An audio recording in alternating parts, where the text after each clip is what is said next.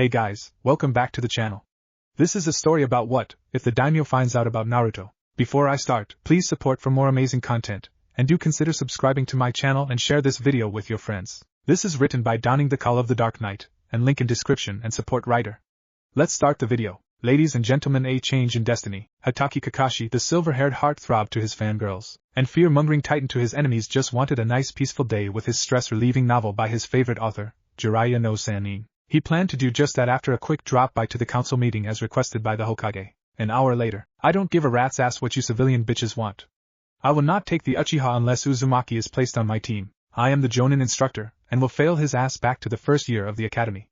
Fuck with me if you want to. I have watched him for the last few weeks and I am not impressed. You all pander to his every whim and have turned him into a pampered little shit. I hold no reservations with not training someone who will not be a benefit to Konoha's forces. And I see some of you getting red in the face. Well, too fucking bad. I have too much self-respect than to bend to the whim of a civilian council who shouldn't even be in this conversation. These are ninja matters. Oh, and there is another here in the room with the Sharingan.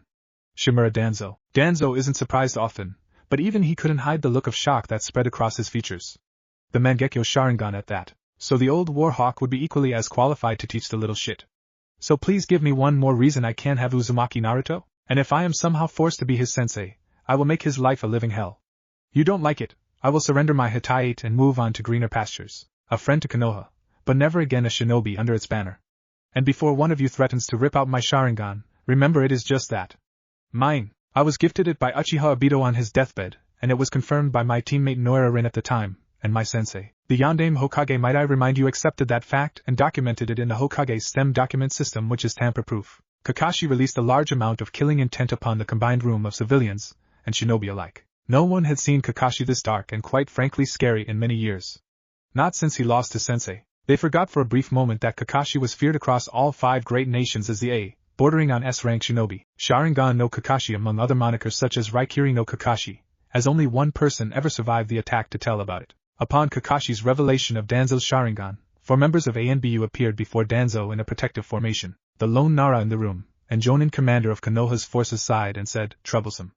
Okay, here's what's going to happen. Everyone is going to stand down, or there will be unrest here today, and that is something none of us really needs. I vote to put Uzumaki with Hatake. We can't afford to lose a shinobi of Hatake's skill over some bigoted civilians acting foolish. No one moved, as even they knew not to mess with a pissed-off Kakashi. Kakashi gave a small nod to Naro Shikaku in thanks for his support, then turned to his leader without dropping his guard in the slightest, as his hand was still laying gently upon his tanto, and his other upon a kunai. He bowed a bit and stated, I apologize for my behavior, Hokage-sama. It was rude to interrupt your meeting's progression as such, but I believe it's far past time to remind the civilian, he emphasized with a snarl, council who actually runs this village. You. A shinobi. They have no business having so much power, if any, in that arena. They are the main ones trying to keep me away from my requested student, and trying to force him to remain in the academy as well, despite defeating and detaining a traitor not even 2 days ago. If I wasn't there myself to see the end results, I bet they would lick the Uchiha's balls by saying it was him when he was home asleep in his family's 2-story house. After a few seconds' contemplation, Hiruzen stated authoritatively, Hatake Kakashi, your request to be removed from your current post and reinstated as a Jonin, approved. Your request to take on Uzumaki Naruto, approved. Should I perish before Uzumaki Naruto proves his boast of taking my hat, you, Jiraiya, and Tsunade are my chosen successors. If for some reason Danzo is not executed for disobeying my orders and manages to make a run for my hat, you are the first line of defense against it. Oh, and take the Uchiha. If his arrogance gets in the way, break him. Shatter him and build him back up. We can't have an obsessed avenger in our ranks. But Hokage-sama, some of the civilians started. Silence, the Sandaime Hiruzen roared again. I am the Hokage of this village. And I'd better not find out any of you went bitching to the Daimyo. He is our money, but I am the backbone to our strength.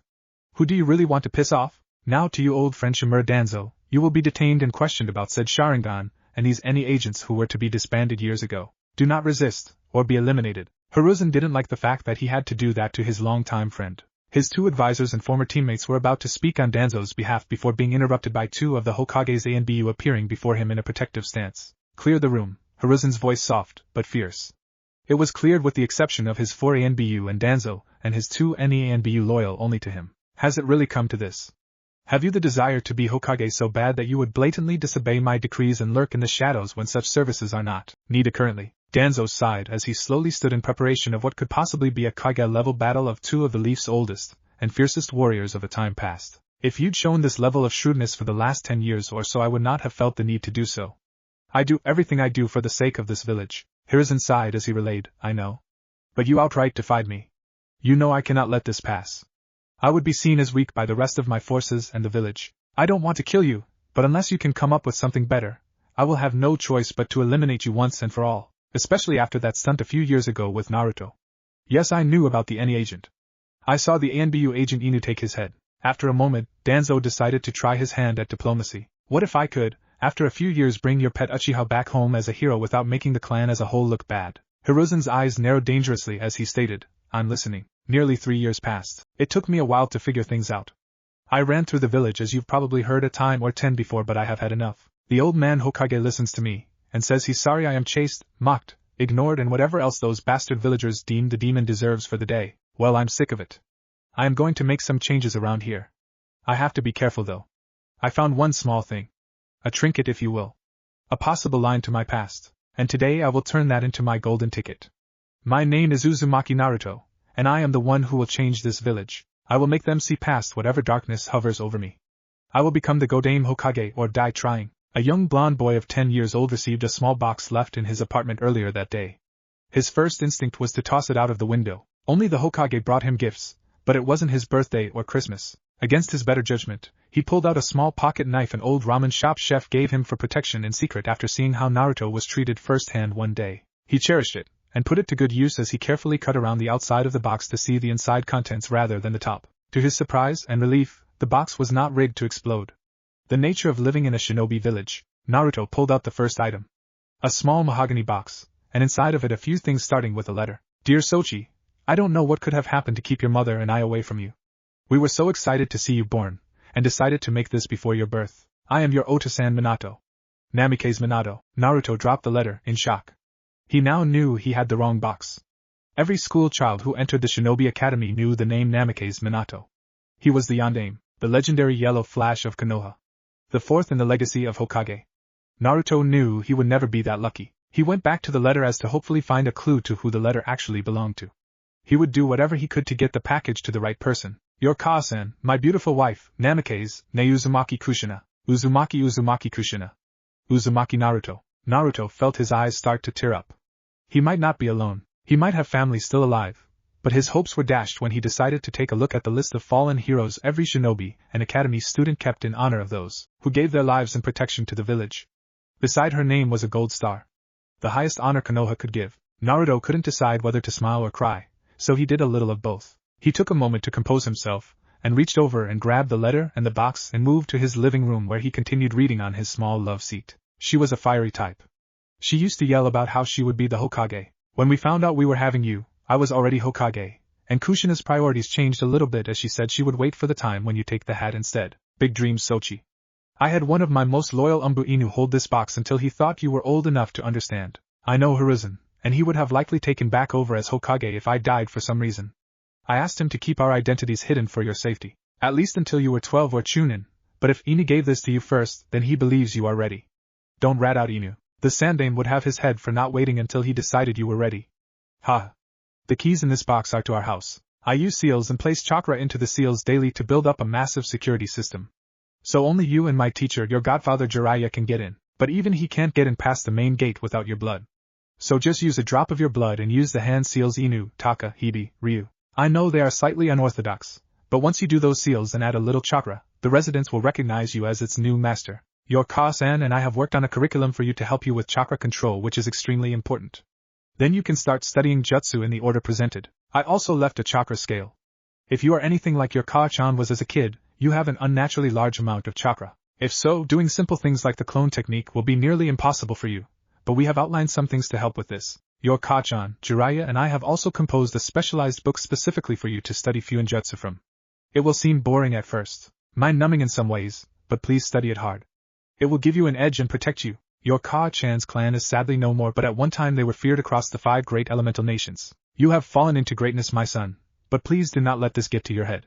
Many have fallen when given power. I would have preferred you earned it, but if you have this, then Kushina and I aren't there to guide you, love you, and even discipline you when you need it. So let the lessons we leave for you guide you toward Konoha's will of fire. The fire fierce enough to burn all of our enemies to ash, but passionate enough to protect our village and loved ones. A lesson I actually learned from a student of mine you should also take to heart as well.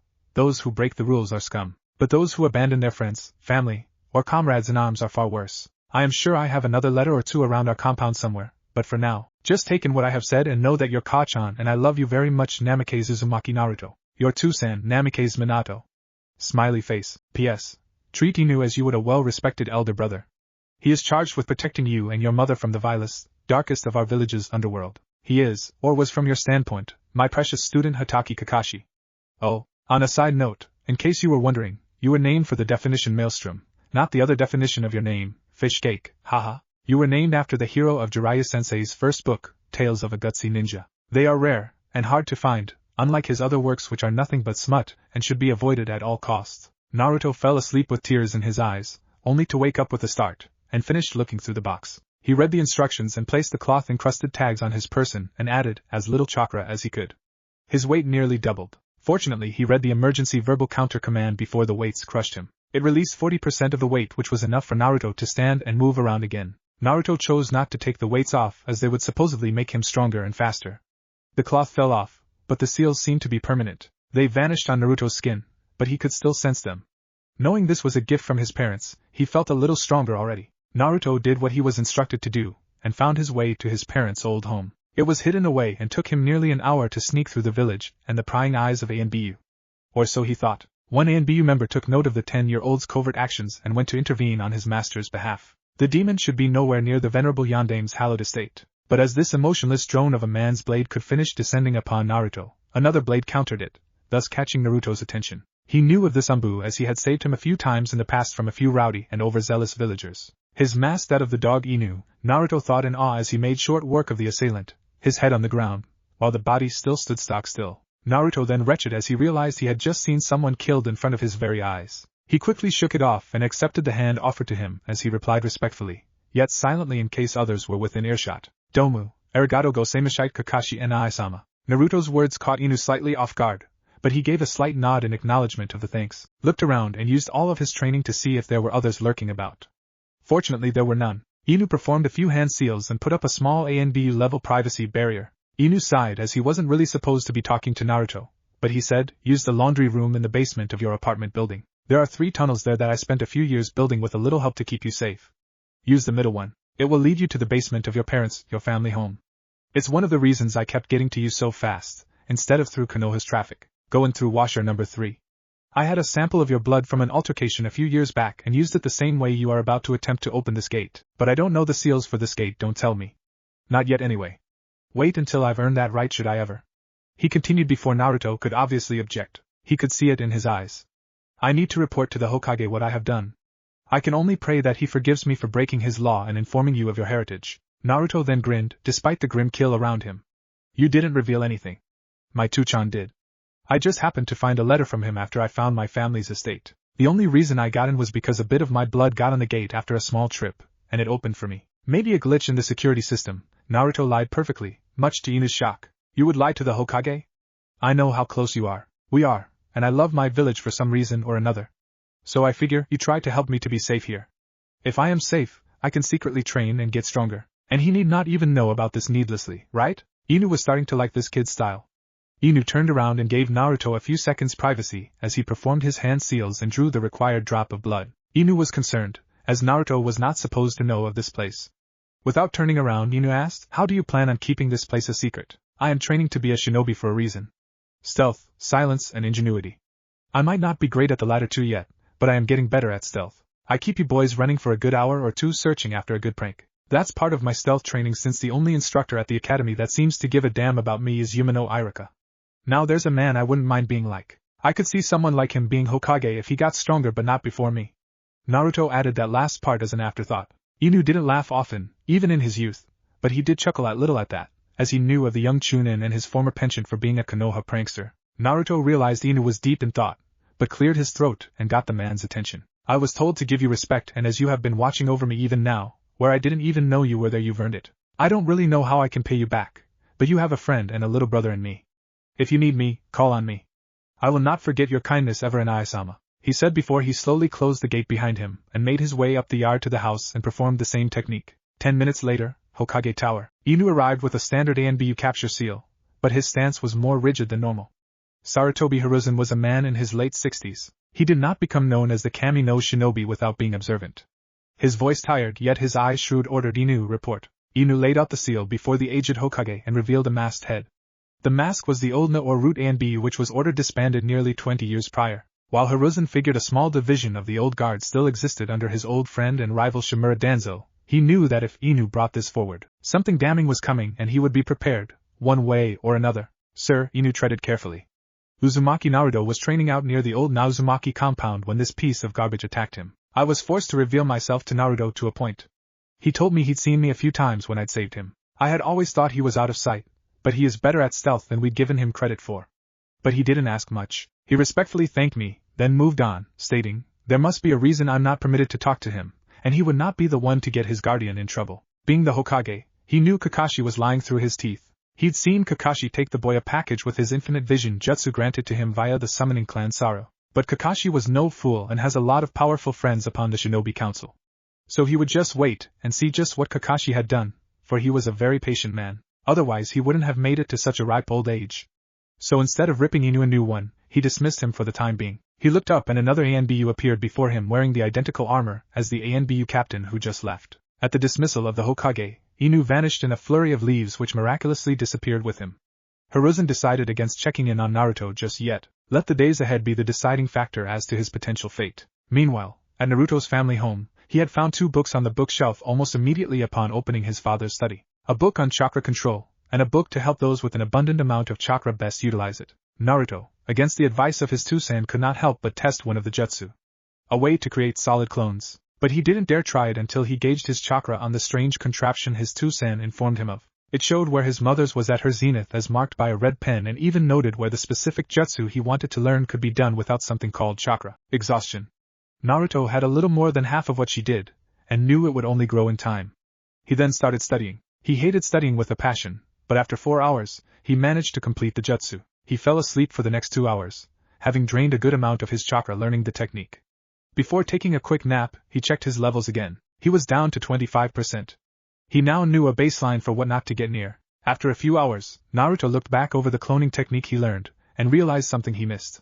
Memories returned to the creator. Never had he had more inspiration to prank than he did at that moment in time, but opted to hold that back until some foolish villager really pushed his, or her luck. Naruto then looked around and gawked as he realized the house barely had any dust in it. He feared looking in the refrigerator. He then created a dozen clones, despite attempting to only create 2. Hey! We're you. We don't want to do this crap any more than you do. One clone cried out, much to Naruto's surprise. Naruto then scrunched up his nose, but his head held high, and went forward bravely, and his clone brigade followed closely behind their noble leader. Naruto opened the fridge to see a bottle of something in a black liquid sealed in a bottle. The refrigerator was otherwise spotless as well. He couldn't figure out how, but that was a mystery for another day. No massive odor erupted from the door as the group expected. Naruto held his nose and opened the container, and poured the liquid down the toilet, and flushed. Thankfully it flushed successfully. Naruto thanked Kami his parents had a still viable canister of air freshener in the bathroom on the back of the toilet. Naruto felt his stomach grumble, and then those of his clones did the same. Naruto was about to slam his clones back to oblivion, but was stopped by one of them. Dude, you've got anger issues. We can dispel ourselves, or you can use the half-ram to mentally do it. Remember? Oh. Sorry guys. Take it easy. Thanks for your help. Maybe we could get some ramen together next time I summon you guys if it works like that. Ichiraku's, the group said in unison, much to Naruto's joy. They really were made of him after all. Naruto dispelled the group of his compatriots, and grabbed a backpack he found in a closet. It was brand new and had the red swirl on it. Naruto liked it. He placed some of the less important-looking books into the backpack and left via the basement via Inu's instructions. He found a secret hatch below the carpet at the corner of the room. He eventually made it home, but realized he didn't have any food stocked. He took a look at the clock on his dresser and realized if he busted his ass, he just might make it to grab a bowl of ramen from Ichiraku Ramen. He took the bag with him as he didn't quite trust anyone to not break in again while he wasn't home. He flew down the stairs and past the snooty landlord. Naruto pushed the limits of his muscles, having forgotten that he was wearing seals which added extra resistance. He made his way all the way to Ichiraku and slid under the curtain right as the owner Tuchi was about to close shop. Sorry Naruto, but we're closing shop. The old man said without malice. Please old man. I got distracted training, and studying, he added the second part with obvious distaste in his mouth. I didn't have time to go shopping today. Tsuchi thought about making Naruto go without, to help him learn responsibility, but when Naruto mentioned studying, he couldn't help but smile a little in pride. You're lucky, I should make you go without. But you studying is a rarity. I can't even charge you for your food tonight. I am a 3-bowl Naruto special setup. A tired-looking teen with large beautiful eyes and brown hair stepped out of the back in a scarf on her head. Ooh, my little Naruto-kun is here to see me before I go for the night, she said as she blew a small kiss at the 10-year-old. She knew he had a small little crush on her, but it was more so a brother-sister relationship, and they both knew that. Nei-chan. Naruto whined as she poured him 3 bowls of ramen. 2 for there and 1 to take with him. After a nice meal and good company for a while, Naruto started to make his way home. But of course, somebody wanted a piece of it, or so he'd heard. Naruto watched as a large group of 15 civilians, and a few young neens surround him. He wasn't in the mood to run away. He stopped side, and picked up a thin metal pole as he set down his food. I'm not going to run tonight. I am not going to hide. I am only going to say this once. Get the hell out of my way or I am going to beat the shit out of you. Civilian, shinobi, I don't give a damn. Fuck with me if you want to, and I am going apeshit tonight. You feel me? Look. The little demon grew a pair, one civilian sneered. I'm no demon, but keep talking, I'll become one just for you. Naruto replied equally venomous. 2 shinobi ran forward and slammed Naruto back against the wall, and pulled out 2 kunai. Naruto didn't panic like he expected to. He simply said, nice shot, but now it's my turn. Naruto thrust his fist at the 2 who attacked him's throats, missed, as he expected, and ran up to the shinobi and ducked under a kick and grabbed the pole, turned around and swung it like a golf club up into the first ninja's nether regions. Oh, most of the ANBU above groaned. They were going to interfere before Inu arrived and ordered them to stand down. He was interested to see how Naruto would handle this. This is your last warning. Back up. Naruto all but wailed. No one listened. Naruto placed his hands in the half-ram sign and silently said Kage Bunshin no Jutsu. Those few words in conjunction with that hand sign, and chakra 25 exact physical copies of the orange-wearing 10-year-old appeared. The ANBU nearly fell off the roof above him. Naruto's clones had managed to materialize the poles with them as well. The Narutos looked at the poles and grinned darkly. Charge. It was time for the teams to be announced. Naruto looked to his favorite academy instructor, but realized something was missing. His usual caring smile reserved for his students. Something big must have happened after their encounter with Mizuki recently. Naruto took note that someone he once tried to kill was also outside at the fence waiting on him with a sad smile on her face. Naruto had enough as he hated to see his precious people hurting. Hey sensei? Naruto inquired calmly. Yes, Naruto? Iruka replied, a little more attentive. What's wrong? I see her outside with the same look as you do. I'll tell you soon, Naruto. After you are put on your team tomorrow. Naruto let it go. He could tell that it was really bothering him. Naruto's first big brawl 3 years passed. A purple-haired blur appeared beside the gathered ANBU on the roof of a local deli only to see a plethora of the village prankster Uzumaki Naruto in his bright orange track suit pants, white tee and a black bandana with a red swirl on the front tied around his head. The bandana was new to most, but still showed enough of him to be recognized. He was brandishing a metal pole while all of them were, the new arrival noted. She took stock of the expressive body language of the ANBU. That alone told her a lot as that was beaten out of them during training. After only 5 seconds of scanning and analyzing the situation, Mitarashi Anko wanted answers. Why is no one helping the Gaki? And why in the 7 blue layers of Tartarus is he doing with enough chakra already to use Kage Bunshin? Fuck that. Now that I think about it, why the fuck does a civilian child know a Jonin level Kenjutsu? Her worlds were silent, but the intensity was not wasted. The only one not completely terrified of the angry Kunoichi was Inu, but even he knew she was fierce as a volcano if pushed too far. Banzai! A young, loud voice screamed as he raced forward with his legion of clones. Within minutes the group found out what the boy meant when he said he'd become a demon. He smashed heads in, broke knees, arms, and noses. But he did not kill one of them. No matter how much he wanted to. Once all was said and done, those that remained conscious, barely at most, I will be a light in our fair village. I didn't kill you because I am not like you. I am not whatever it is you think I am. I will become the Hokage and bring a change to the village. I will make it stronger than it's ever been, but not through bullying and hatred. I've been bullied. I've been persecuted for reasons I don't understand. But I am still here, I am still standing. And I will never, ever give up. He proclaimed loudly. Anko jumped down off the roof and started clapping with an impressed look on her face. Naruto, not knowing her, turned to face her with his remaining clones taking up a defensive position between him and her. Again, she was impressed with the instinctual defensive posture. Slow your roll, little orange boy. I am not here to harm you. I am a special Jonin, and unlike these idiots, I could have easily incapacitated you if I wanted to. Naruto didn't like that, but believed her for some reason. He and his clones relaxed their posture slightly as she said, Who are you? Me? I'm the one who's going to be taking you on a trip to see the Hokage as no what? 9-year-old should know, much less be able to pull off a Jonin-level technique, she said casually as if talking about the weather. Naruto stopped cold.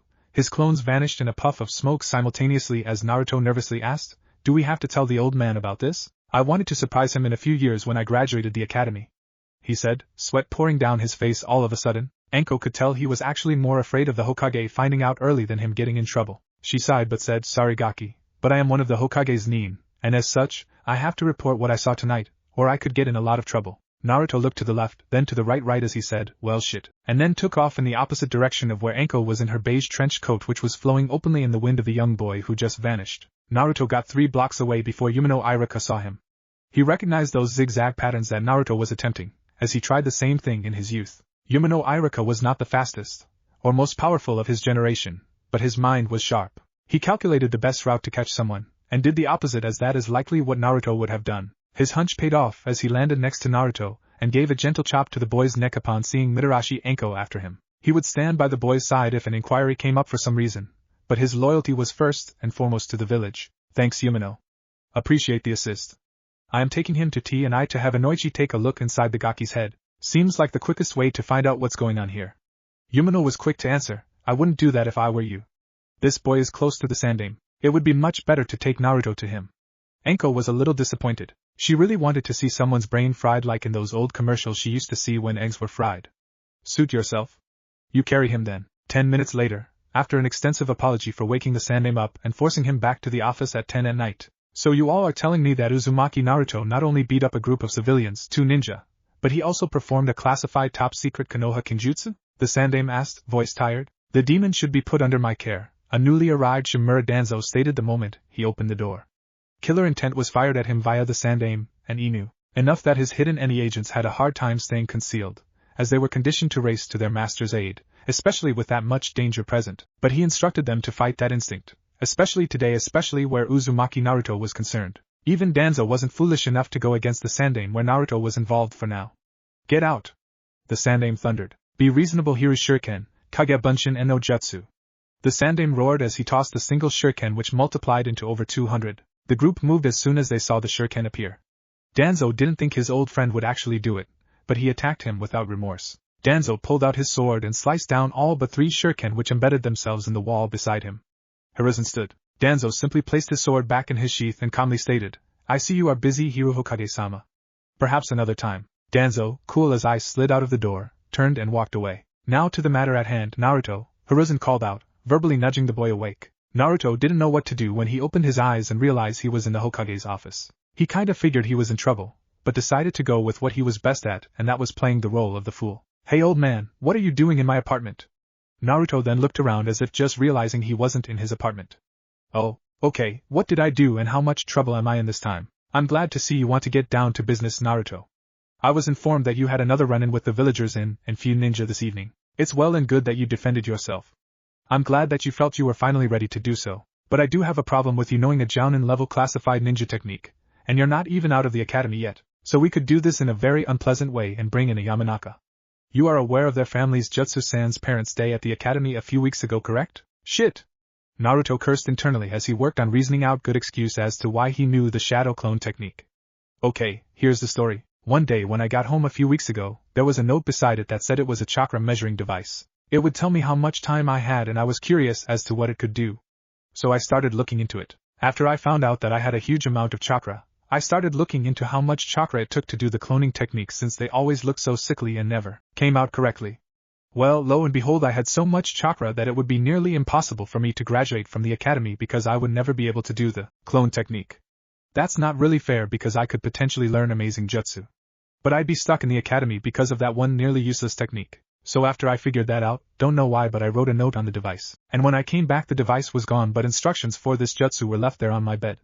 So someone was trying to help me for the first time. I did however start to get concerned that someone came and went as they pleased in my apartment, so I learned how to change the locks, and to fix the windows which now lock by the way. As far as me graduating the academy was concerned, I don't know who did it. I just really wanted to think whatever it was because the instructions on how to do the technique, the benefits of the memory retrieval, which would help me to learn anything that I can much faster now, and warned me of the backlash sent when too many clones disperse too fast. They also left me 2 sets of instructions. One of which was a tree walking exercise, and then something called water walking. They said that I should work on those a lot, and it would help me with chakra control to help me become a better ninja. They wrote that they had heard me proclaiming, yeah, that's right, proclaiming that I would take your hat someday, but they couldn't show the techniques to me, or reveal themselves in any way because they could get in a lot of trouble. But they believe in me and they really want to see me succeed in taking your hat and becoming the best Hokage this village has ever had. I have burned the notes, and I have not been back in contact since. Sarutobi Hiruzen was anything but a fool. He knew that Naruto received help most likely from Inu. But Naruto's story held just enough truth to it that he could let it go, but not without some form of punishment. It was a forbidden technique for a reason.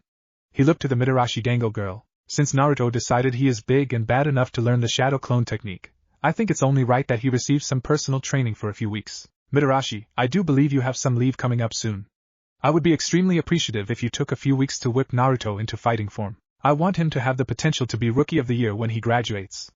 3 more years, but I think you can get the ball rolling. Well, Enko had never really considered taking on students, or taking on an apprentice, but she couldn't help but allow a small sadistic grin to appear on her face. Naruto seeing this stood, then knelt as he'd seen shinobi do when before the Hokage. Hokage-sama. Let's not be too hasty, Naruto tried, to the Sandame's amusement. I can see the serpent of Eden in her eyes. Naruto's pleas fell on deaf ears. He was dragged out by the scruff of his belt buckle. The Hokage then looked to Inu and inquired, I am only going to ask this once. Was it you who taught Naruto these things, or left him these instructions? Negative, sir, Inu answered more relaxed than the Hokage would have liked. It meant that Inu spoke the truth. He'd have to have Naruto watched a little more closely. Maybe Danzo had something to do with it, he pondered. Training Ground 44. Shortly after reaching the Forest of Death, Naruto realized just how much danger his life was truly in. He was thrown into an abyss full of creatures unknown. He didn't know what to do or where to go. He didn't have any weapons that he could think of at the moment, or any food supplies. The crazy Kunoichi dropped him in the middle of nowhere. She left with only a few parting words. Survive the next 3 days, and I will make you one of the most vicious shinobi Konohas ever known. While Naruto wasn't happy to be left alone, he was more than willing to do whatever it took to become the best. And the moment those words left Mitarashi Enko's mouth, she knew that he had it in him. The fierce look of determination was one she had rarely seen. She looked forward to seeing if he actually would manage to survive her training. 2 days later, 6 o'clock in the evening. Did we forget to mention it's near fall and starting to get cold? A black blur tore through the streets of Konoha. Those whose visual acuity was sharp enough to catch it saw a young boy no older than 10 riding upon the back of what looked to be a black panther. He wore a leather cloak over his torn shirt, and weathered pants. His anger was focused on 2 people at the moment. 1, the Hokage who he had grown to love and respect as a grandfather. 2, the psycho bitch who had left him to die in a forest full of talking snakes and other vicious animals. Naruto swore his revenge on at least one of the 2. As the Hokage was the leader of this village, he decided that the next best option would be Mitarashi. He was thankful that his backpack was thrown into the forest with him, as it contained a few tools from his family estate. 2 kunai which he forgot he put in there, a bowl of ramen from Ichiraku ramen from the night of the most recent attack, and his scroll on chakra control. Those 3 things allowed him to survive in that hell for 2 days. And now Naruto would enact his revenge. Mitarashi Enko. You can run, and you can hide, but know this. You have started a war with Konoha's #1 Prince of Revenge, the Sultan of Payback, the Emperor of Karma. And your ass is mine. Young Naruto's voice rang across Konoha. Many felt a chill run down their spine that day. Doors and windows were closed and sealed. A beautiful black-haired, red-eyed Kunoichi in a flak jacket dropped down in front of Naruto and his large feline companion. Much to Naruto's annoyance, the cat didn't growl at her as he'd been training her to do over the last 15 hours. Good girl, Torigami, the woman said, and said cat purred, to which Naruto's jaw dropped. From your declaration of war on Enko, I take it you are the one Hokage-sama placed in her not-so-gentle care for the next 3 weeks or so? Naruto nodded carefully as he didn't know this woman from the dirt beneath his feet. But his apprehension lessened considerably when he heard a voice he rarely ever did. Kurinai-san? An adorable girl in a white jacket ran up beside her tutor in a protective position until she realized, Naruto-kun? Naruto couldn't help it. He grinned. Hey Hinata-chan, what brings you to this neck of the woods? Seeing Naruto in torn clothes, and a bit of bare skin, she reddened, and passed out. Hinata-chan! Naruto called out in worry. Kurinai caught Hinata before she hit the ground, but also took note at how fast Naruto dismounted and was at her side. She approved. Hinata could use a friend or 2 like that. As a reward, hey kid, you've obviously been through a bit of headache. I wouldn't normally do this, but Enko played a dirty trick on me lately, and I want payback. This is a one-time alliance only, as I don't want my name linked to this at all, and I am a full shinobi and could get in a lot of trouble if caught. Naruto nodded his understanding. Fine. Here's the deal. Enko's my best friend. Naruto was once again on the defensive, but Kurinai held up her hands in a surrendering type motion. Remember what I said, I want payback. So here's a few things that no one knows about her. 2 hours later, Naruto had made his way home after stopping in at the Yamanaka Flower Emporium and had 2 dozen roses sent to Yuhi Kurenai, 1 dozen from Naruto, the other from Sarutobi-sama, whom Naruto worked out was her secret boyfriend pretty easily. Naruto also sent word to Asuma informing him that Kurenai did something awesome for him, so this was his way of saying thank you. Asuma would remember that in the future. 1 hour later, the Hokage office. The Hokage felt his head was on fire with the massive headache of what Naruto declared loud enough to be heard in IWA. He began to wonder if his punishment was a little too harsh. Enko stood there at attention ready to receive her disciplinary action for having the kid train where she did at his age. But much to her surprise, she wasn't chastised. Enko, I should take action for the harsh training regime you've started Naruto on, but it seemed to have had surprisingly quick results. I took a gander at what he did in there. He managed to learn tree climbing and branch leaping in a matter of 4 hours each while killing snakes, a bear, and semi-domesticating a summoning panther. So I will simply say this to you. Naruto is going to make it his life's work to make yours a living hell from this moment forward. And I have known Naruto a very long time. He is extremely inventive. Last major prank he pulled, he managed to get into the Chunin supply warehouse and stained over 1,000 vests bright orange. I will never know how he did it. Enko's mouth dropped open a little, but then regained her composure and asked, was he ever punished? No. 2 Chunin sensei at the academy pissed him off and he took revenge on all Chunin. Fortunately most Chunin still had their untarnished vest, and there was never any proof it was Naruto. None at all. And when I told you to train him, I didn't actually expect you to use ANBU as one of the methods. I am curious to see how this turns out. While this didn't concern Enko at all, she was beginning to wonder about the mental stability of the one she was tasked with bringing up to speed. 1 hour later, Naruto created 10 clones which 5 escorted Torigami home, and the other 5 as his personal entourage in case more villagers wanted to start a fight with him today. He made his way upstairs and into his apartment only to find none other than Mitarashi Enko looking through his box left to him by his parents. Naruto's eyes darkened and rage overcame him as his pupils dilated from their natural blue to black slits covered by a red retina. The killing intent radiating from Naruto was felt all the way at the ANBU headquarters. A bloodlust not felt since that fateful day. Inu, who was about to go home for the day, froze in place for but a second, then gripped his kohai and vanished in a shunshin, a body flicker so fast it would have made the yondaime proud. Naruto's only words were, "You just went too far, snake bitch," referencing how many snakes tried to bite, maim, or kill Naruto in the forest. "Sneaking into my apartment, and going through that box, now you die." For the first time in many, many years, Mitarashi Enko felt fear. Naruto knew when to leave well enough alone, despite his continued veil of being a moron most of the time. The few words he shared with his favorite academy sensei Yumino Irika the day before carried something ominous. He went to class as usual, and ignored all of the bickering, and the fangirls that swooned over the unfriendly neighborhood emo. But that is beside the point. He recently learned that he would be teamed up with said emo and Haruno Sakura. He didn't really know what to think. His anger boiled at being on a team with the Uchiha, but he had an on and off again crush on the pink-haired princess, his Sakura-chan. Much to the wide-eyed Hyuga's fiery ire, Naruto noticed soon after his return home after class. Naruto attempted to confront Irika again. "You just don't know when to give up, do you?" Irika asked, not angrily, but with obvious annoyance. "I only ask because I care." Naruto deadpanned, but Irika could hear the sincerity behind the sarcasm. "Mizuki's fiancé, a good friend of mine, committed seppuku last night." Naruto, having only known about it by description alone, nearly upchucked his lunch, but did not, as he wanted to be strong for his teacher. "I am sorry to hear that, sensei. Is there anything I can do to help?" "You're a good kid, Naruto, but worry about being a new genin while I worry about these particular problems." Naruto nodded and then stated, "How about I treat you to some Ichiraku's later, sensei?" Irika's jaw dropped. All pretenses of a serious conversation gone as Irika mockingly pulled out a kunai and shook it loosely as he asked, "Where's the real Uzumaki Naruto?" That went on for another moment or two, but Naruto decided to let Irika mourn in peace. He was just glad he was able to help distract Irika from the pain of loss for a few moments. As that is who Uzumaki Naruto was. A friend to those in need, or so he'd like to tell himself. 3 years prior, Naruto's anger surged like a tornado. The naturally blue aura, or life energy which resided within him, was enveloped by a cloak of red with a not-so-vivid shape. Before she could speak, Naruto propelled forward, which ripped his floor up beneath his feet. Upon hitting the young violet-haired woman, she disappeared in a plume of smoke, dropping the letter which she once held. "Akage Bunshin!" Naruto roared, as the floors and walls began to crumble in his rage. Naruto closed his eyes for a few seconds in hopes of trying to calm down. But he failed. That woman had gone too far. Naruto had never felt such rage. He didn't know how, but he felt the kunoichi of his ire's chakra trail. It reeked of fear. It being her chakra. Naruto narrowed his vision in on what was the forest he was just trapped in recently. His eyes opened, he grabbed his box to avoid further desecration of his parents' artifacts, then he leaped upward, tearing through the ceiling, and thus the roof of his apartment building. He blazed forward over rooftops like seasoned Nin, a bare fly visible red glow adorning his body. He finally made it to the gate at which he escaped the nightmarish hell that was what he learned was called the Forest of Death, by those who had survived its tests. Naruto sped by so quickly that he didn't even realize he tore through the ANBU traps they quickly set up to contain him. They followed at a safe distance as to not draw in civilians. Inu and his partner Tenzo took the lead as they were likely the only two outside of the Hokage who would be able to subdue Naruto without killing him. Naruto raced through the forest like a madman, almost completely lost to the hatred built inside of him.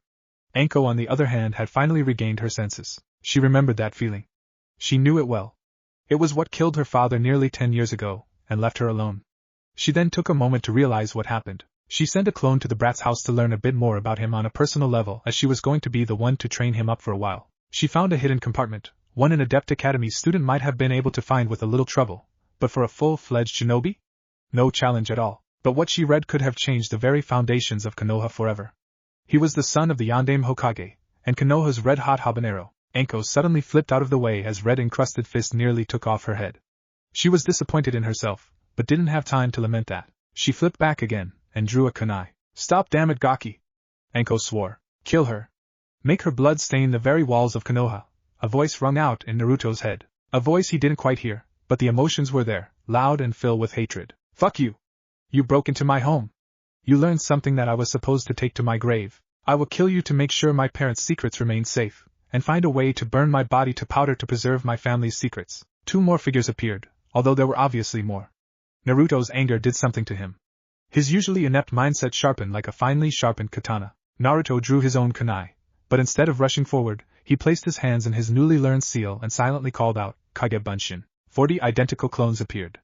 The one in the foremost front asked, "So?" He licked the flat of the blade, then asked, "How much blood will my blade draw this night?" Without waiting for an answer, he and the group of his identical brothers nearly vanished in a burst of speed unnatural for someone of his reported skill level. The two ANBU who arrived sped forward as well and started cutting down the clones as the original stayed put. That did not sit well with Naruto, especially when he saw the mask of his supposed Nisama decimating his clones as the memories returned to him. The red cloak vanished much to everyone's relief as Naruto fell to the ground with an anguished scream. "Inu-san. You traitor!" Inu visibly flinched at that which was not missed by Tenzo, or the newly rescued Anko. Anko mentally noted, if the kid somehow survived this, do not mess with his stuff if she wanted to live. She wondered if he'd be that way where comrades were concerned, and decided it would be better if he was on Konoha's side than against. Naruto's box already picked up by Inu as he slowly walked over to Naruto. Tenzo, already in position to activate his special and extremely rare Mokuton, would release to suppress Naruto's special red aura now that he could get close enough to do so. The remaining ANB waited outside the fence on Inu's orders. "Naruto, I stopped you from killing a Konoha kunoichi. You would have been put to death if that happened, no matter what happened. I needed to try to save her life and your own. Do you understand me?" he asked sternly. To his heart's relief, Naruto nodded slowly. "Okay everyone, listen up. This is a shitstorm with which the village cannot deal with. I don't want to see Naruto killed, or worse, put under Danzo's special NE program. We know it still exists despite the so-called dismissal of it 20-odd years ago. Naruto was only trying to keep his heritage safe because we know what the Sandaime is willing to do to keep this secret. I am as loyal to the leaf as one can be, but Naruto is destined for much more than what he's been allowed in life so far. He's been treated like a pariah, the civilian council has too much power in Konoha, and I am tempted to accept my seat on the Shinobi Council, thus leaving ANBU to protect Naruto. You know just how much the Jonin Commander, ANBU Commander, and Hokage would love to lose me in ANBU. Not many competent captains left. Tenzu was loyal to Konoha, and the Hokage, but he could not forget how Kakashi moved heaven and earth for him, his Kohai, to free him from the evil machinations of Danzo many years ago. I will back you, senpai, but don't make me go against Konoha. I might have to perform seppuku first, he said in all seriousness. Inu turned to Anko but was stopped before he could ask. She turned to Naruto, said, "I know the importance of the secrets you hold, Gaki. I will take those secrets to the grave until the Hokage declassifies that information." It is something. A large group of shinobi appear and surround Inu, Tenzo, Anko, and Naruto, with the Hokage leading the group. Take Naruto into custody and place chakra suppression seals on him. One overzealous ANBU member appeared behind Naruto and punched the top of his head, knocking him out. Inu was upon him with his tanto out, and nearly sliced his head off. If not for the command, "Hold Inu," Inu held, and the ANBU in question retreated to what he considered a safe distance. Should any try to harm this boy, they will discover why I am listed as flea on sight in every major village's bingo book. Take my words lightly, and you may forfeit your life this evening. Inu! The Hokage roared. Much to Inu's surprise, his masked companion stepped forward, as well as Anko. Another ANBU snidely said, "I always knew the snake bitch was a traitorous whore. Just like your mama, right?" Anko replied deadpan. I am about as much of a traitor to the leaf as a newborn child whose choices in life were taken away from him because of the circumstances of his birth. I don't owe the brat anything now that I think about it, but after learning a few things I cannot in good conscience leave his side. I will protect him, she declared quietly as she raised her kunai. Naruto's face lighting up as he saw people blatantly fighting for him for the first time. People that actually cared for him, and did more than just said empty words and gave empty promises. Enough, Anko, the Sandaime said, not unkindly, but with an authority with decades of practiced patience. We will be taking the boy in. I have discovered that he knows things he should not at this age, and must do all I can to ensure he forgets them, distancing himself as much as possible from Naruto so he would not mentally break down and give in to his inner grandfather. I'm sorry, Hokage-sama. But you know I can't allow that to happen, considering his particular situation. It could destroy his mind, or the Yamanakas who'd try the technique. This is not up for debate, Inu, he said a bit more harshly. No, it's not, Inu said as if he was taking an afternoon stroll. He lifted his height. Every member of Umbu by the Hokage's side took a single step back. Anko, Tenzo and Inu went into different stances. Ninjutsu seals, taijutsu positions respectively, Hiruzen Sarutobi sighed.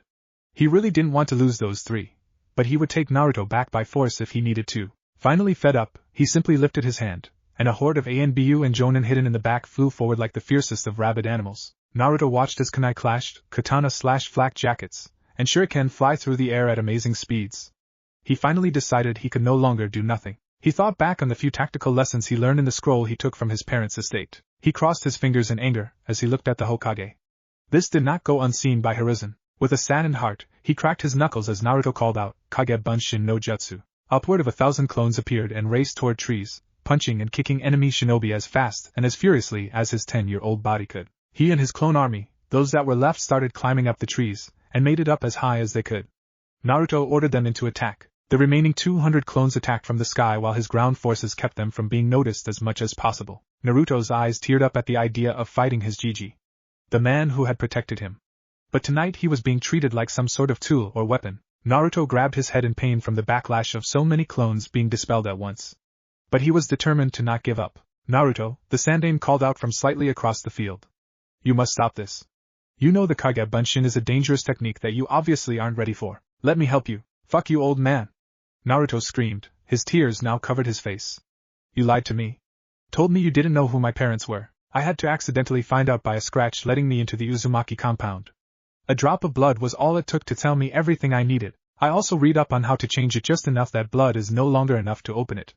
The secrets of my clan are for me and me alone. The moment Naruto revealed that, the Sandaime's grandfatherly veneer vanished, and he raced forward at imperceptible velocity. He was upon Naruto, who brought his hands up in a protective position above his head. Before the Sandaime could do anything, Inu appeared before him at equal speeds and sliced downward with his tanto.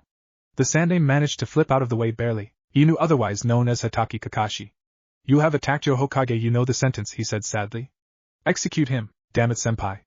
I told you not to put me in compromising positions. Tenzo complained as he stood side by side with his oldest and dearest friend. Inu, now identified as Kakashi, quickly raced through a long sequence of hand seals before the first shinobi could get within 10 feet, and he called out, Suetun, Great Water Dragon no Jutsu. A small riverbank was near and Kakashi managed to call forth a dragon with a small waterfall's worth from the lake. The mighty beast-like apparition descended like the hand of Kami, delivering his swift and righteous wrath. Even the Hokage was thrown back in surprise that Kakashi had that kind of power. Before another move could be made, a loud thunderous whistling sound could be heard. It got louder and louder as an equally thunderous voice could be heard. Konoha's bringing down the house jutsu. Scatter, Anko ordered her group, and the Hokage's group did the same as they knew what was coming. A massive figure fell through the sky and slammed onto the ground, and the shock wave sent everyone flying back. The massive figure's appearance, now clear as a toad of the Maiboka clan, drew a large Naginata and slammed it into the ground as another figure leaped off of the top of Sad Toad's head. Landing, this tall, long white-haired man landed with a thundering roar of his own. His covered in the markings of the legendary Sennin, or sage mode of the Gamma/Toads. His nose exaggerated in size and warts visible due to his technique. This man took a quick glance around, and upon seeing the Hokage, and focused on the older man as he asked, Where is he, sensei? We can talk after this situation is handled. Jiraiya Kakashi has turned traitor, and it seems as if Anko and Tenzo have joined him. Ignoring his Hokage's words, he asked again, but with a much darker tone. Where is my godson? I won't ask a third time, sensei. Sarutobi froze in shock from his most loyal student's behavior. Jiraiya Daishishi? A small voice asked from behind Kakashi, who was still on guard. Jiraiya sighed. Yeah, kid. And before you ask, I was ordered to stay out of the village and away from you to protect you. I am breaking the Hokage's law to be here now, but I have the daimyo's backing to which not even the Hokage can stand against. Hiruzen's old eyes narrowed as he asked, what is the meaning of this? A few days ago a seal appeared on my arm. That seal was made by Kushina and placed on me as a fail-safe in case something ever happened to her and Minato. If the family property was not touched for over a year, and then someone gained access, then Naruto was likely still alive. You kept me away from the village to keep this hidden from me. Be glad that Tsunade has not been made aware yet. His voice still cold, but it wasn't that which made the old Hokage shiver. It was the thought of his other remaining friendly student Tsunade that he feared, especially if she found out he had hidden Naruto from her. I was on my way back when I decided to take in a quick stop with my old friend the Daimyo. We drank for a bit until the tale of Namikaze Minato and Kushina Uzumaki was finished. I explained the difference between the refrigerator and food inside it, Jiraiya stated carefully. And after 3 days of correspondence by summons and Inu informing me of what Naruto has been through, the daimyo was more than willing to grant me these official decrees he took out and tossed over to his sensei. Said sensei could tell they were copies, as Jiraiya was not stupid. Jiraiya then continued. Anyone seen as helping Naruto, especially in his time of need, will forego any charges, and be granted a commendation for their bravery considering what he holds. Hiruzen was seething. He truly did love Naruto, but could no one else see that he was doing this for the boy's safety? Jiraiya intervened before that argument could be made. I can see you are torn, sensei. But know that I am aware of how much you care for him. But your methods were meant for a time of war. We are not in wartime, sensei. Save that sort of thinking for the old warhawk Danzo. I am taking Naruto and his bodyguards here out of Konoha for a while until things cool down. Stay off the Uzumaki property. I will reinforce the seals as well.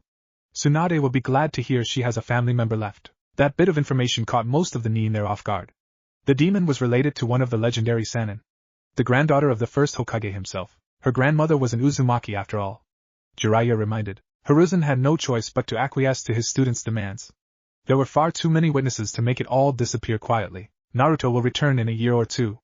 I will have made sure he learns what he will have needed to in the academy, as well as a few other tricks to give him an edge. You need to get your house in order, sensei, or find someone else to wear the hat. Jiraiya walked over toward Naruto.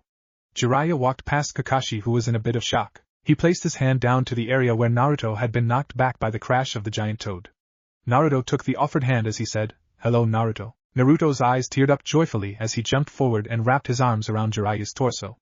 "Hello, Godfather." The world spun for the young Uzumaki as he gripped the white-haired sage with all of his might. The warrior was accompanied by a purple-haired, fiery beauty, a wood-controlling shinobi, and a silver-haired vengeance personified. The newly formed team Jiraiya crushed multiple attempts to prevent them from leaving Konoha as a stunned Hokage stood in shock. His longtime friend Danzo took command temporarily until Hiruzen came back to his senses.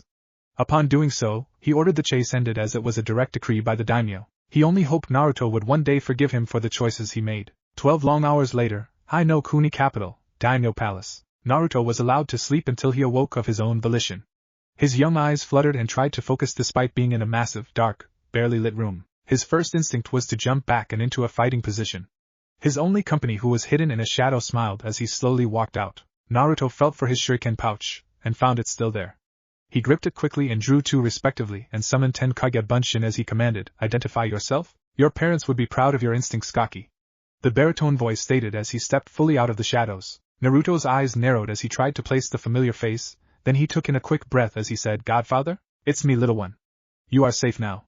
I will make sure you stay safe now, for as long as I am breathing. I am sorry I wasn't there for you in your younger days, but I was protecting you from the threats outside of Konoha. Your father and mother had enemies who would have burned Konoha to the ground to get to you if they found out you were alive to avenge their loved ones your parents killed in the previous war." Naruto slowly placed his kunai back in their pouch as he sat on the bed and looked downtrodden.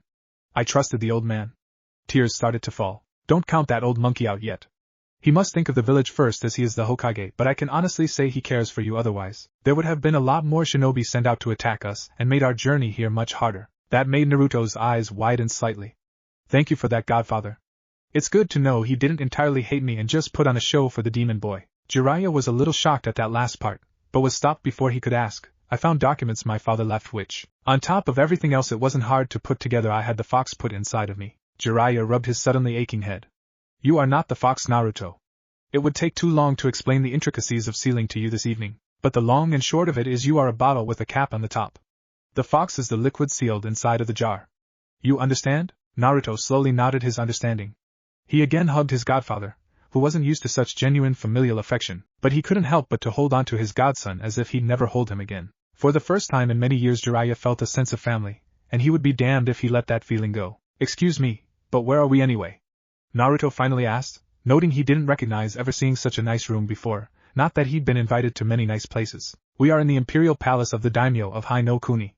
Jiraiya saw the confused look on Naruto's face before simplifying it by saying, the Hokage's boss. Naruto's already saucer-sized eyes nearly bulged out of his head at that tidbit. Jiraiya chuckled slightly at that. He heard about how bad you were being treated and insisted you be brought here to be trained in the ninja arts. Old school training? Not that crap they teach in the academy. That way you can defend yourself. To Jiraiya's surprise, Naruto interrupted him with the oddest request. Will I be able to return? Jiraiya's heart nearly froze at that. Why in Kami's name would you go back after the way people treated you? I still have a few people in Konoha who I looked up to and looked after me. I will become Hokage and make changes in that rat hole of a village, and make it something our daimyo can be proud of. Jiraiya's pride in his godson soared beyond the mortal coil. He knew what he had to do. He would teach his godson how to be the most fearsome shinobi the world had ever known. He would leave Minato's former legacy in the dust. His godson had what he respected the most in a ninja. Guts. After a few more minutes of connecting with his godson, he wished him a good night and met up with the daimyo who insisted on speaking to Jiraiya after Naruto woke. The daimyo's conference room. And he should not be allowed to go back to that shithole until it's been cleaned up and a new Hokage has been put in place. The daimyo ranted at how the young Namikes had been treated. Not wanting to betray his sensei, despite his own anger, Jiraiya stated, I don't think it's all on Sarutobi Hiruzen. I know you have a vested interest in Naruto's well-being, your grace. But I must ask that you hold back your wrath, sir. Hold back my wrath? The daimyo exploded. My wrath is held back. If not, I would have ordered your secret forces directly under me to burn Konoha to cinders. Jiraiya. Please, sir. Jiraiya pleaded fiercely. Don't make me do that to my home. I will make them see reason. Or at least those who matter. The daimyo had rarely ever seen Jiraiya lose his composure under any circumstances. That slowed his tirade to a stop. He took his seat again and sighed, took a sip of his imported wine as he tried to compose himself. Damn it, Jiraiya. I will not be seen as weak as letting someone of his pedigree get treated like dirt. He is of royal blood. Directly descended from the fucking Uzumaki clan of Yuzushiogakure no Sado. An ally of Konoha before its untimely fall. The daimyo took a deep breath and then after a moment of consideration he ordered, This is my proclamation as the daimyo of Hai no Kuni. Uzumaki Naruto is now a ward of the palace Hai no Kuni. He is granted royal protection from those that would harm him in Konoha, and those outside its gates and borders. He will be trained by you in Fuinjutsu in remembrance of his family, and other arts by you and those you brought with you. He will also be trained by my personal guard in swordsmanship and diplomacy. He wants to go back to Konoha one day? Fine. I want him well educated, and I want him strong enough to take the fucking Hokage seat if I deem it by the time he would have graduated the academy. Jiraiya tried to take a step back out of shock, but fell backwards into the coat of knight's armor, and nearly had his head split from the axe said coat held. After a few moments, Jiraiya managed to regain his footing. He didn't know how he would accomplish what was necessary, but was smart enough to not tell that to the daimyo. Jiraiya was sweating as he received a nod. An obvious dismissal. 2 weeks later, the 12 Guardians Training Ground 2. Faster Naruto. Jiraiya called as he sent another sweep Naruto's way, who did a back flip to a handstand, then back to his feet to avoid his godfather's insane speed. Naruto was bloodied, bruised, and pissed. What the fuck is wrong with you evil bastard? I thought you were supposed to be my godfather, not my abuser. Jiraiya had been pushing Naruto extremely hard, and got on the other senseis for being too lenient on him. But Naruto's words really caused him to pause. They really hit a sore spot, and hurt him deeply. Abuser? Jiraiya stopped his attack and asked sadly. Yes, abuser. I know you told the daimyo you would whip me into shape for some reason, but I have gotten beat by you more than I ever got back home. I have had to be healed by the palace medic Nin every day for 2 weeks. Naruto retorted angrily, but stopped upon noticing Jiraiya's face. He usually didn't wear his emotions so openly, but he looked torn to Naruto's young eyes. Okay. Maybe I have been pushing you to the breaking point. Maybe? Naruto spat rhetorically. Jiraiya knew that if he didn't tell Naruto something he would lose the little trust he'd established with the boy. He sat down and motioned for Naruto to do the same. Naruto released his angry stance, and sat across from Jiraiya. Look Naruto. I'm sorry if I am pushing you more than you think I should, but the daimyo wants you strong enough to take Konoha by storm when you go back for the genin exams. He wants you strong enough to take on a certain super powerful jonin. I am reluctant to tell you, but it might inspire you. He wants you to be at a Sannin level. We of the legendary 3 are each strong enough to take on the hat of the Hokage. Naruto's look of utter shock was replaced by one of utter defiance. His injuries were not bad enough to need the medic, so his inner healing method kicked in and he was back to 80%. He flipped up onto his feet and said, What are you waiting for? Move it, old man. While Jiraiya felt slightly insulted at being called old, being barely 50, but chuckled slightly at Naruto's quick change of attitude. But he nearly blew out the back of his pants at his godson's next movement and words. Naruto flipped back again to gain a bit of room for a second and placed his hands in a crossed half-ram formation and narrowed his eyes as he nearly screamed out, "Kage Bunshin no Jutsu." Jiraiya raised an eyebrow, thinking this had to be a joke. The joke was when over 300 Narutos appeared around him and Jiraiya's heart nearly burst out of his chest at the amount of chakra required to create one shadow clone. "Group yourselves into 20s, Naruto ordered.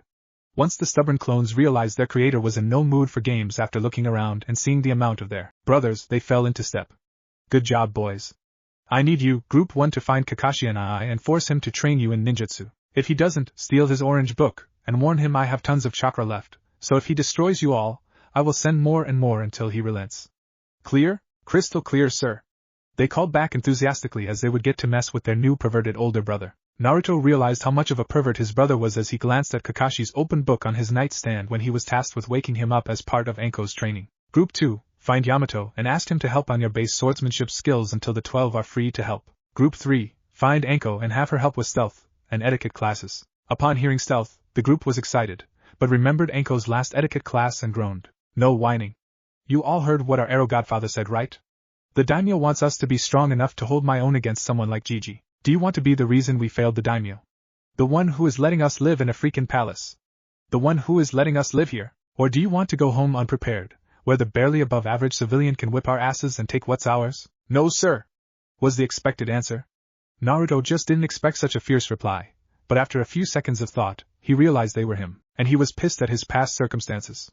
He thrust his fist in the air and yelled, "We will become the best Hokage Konohagakure no Sato has ever had, and will make it shine like a star upon the maps of the world." The next group was sent to work on calligraphy, and another to work on chakra control exercises Jiraiya suggested. After everyone was finally in place, he also mentioned, "Have your clones disperse a little at a time.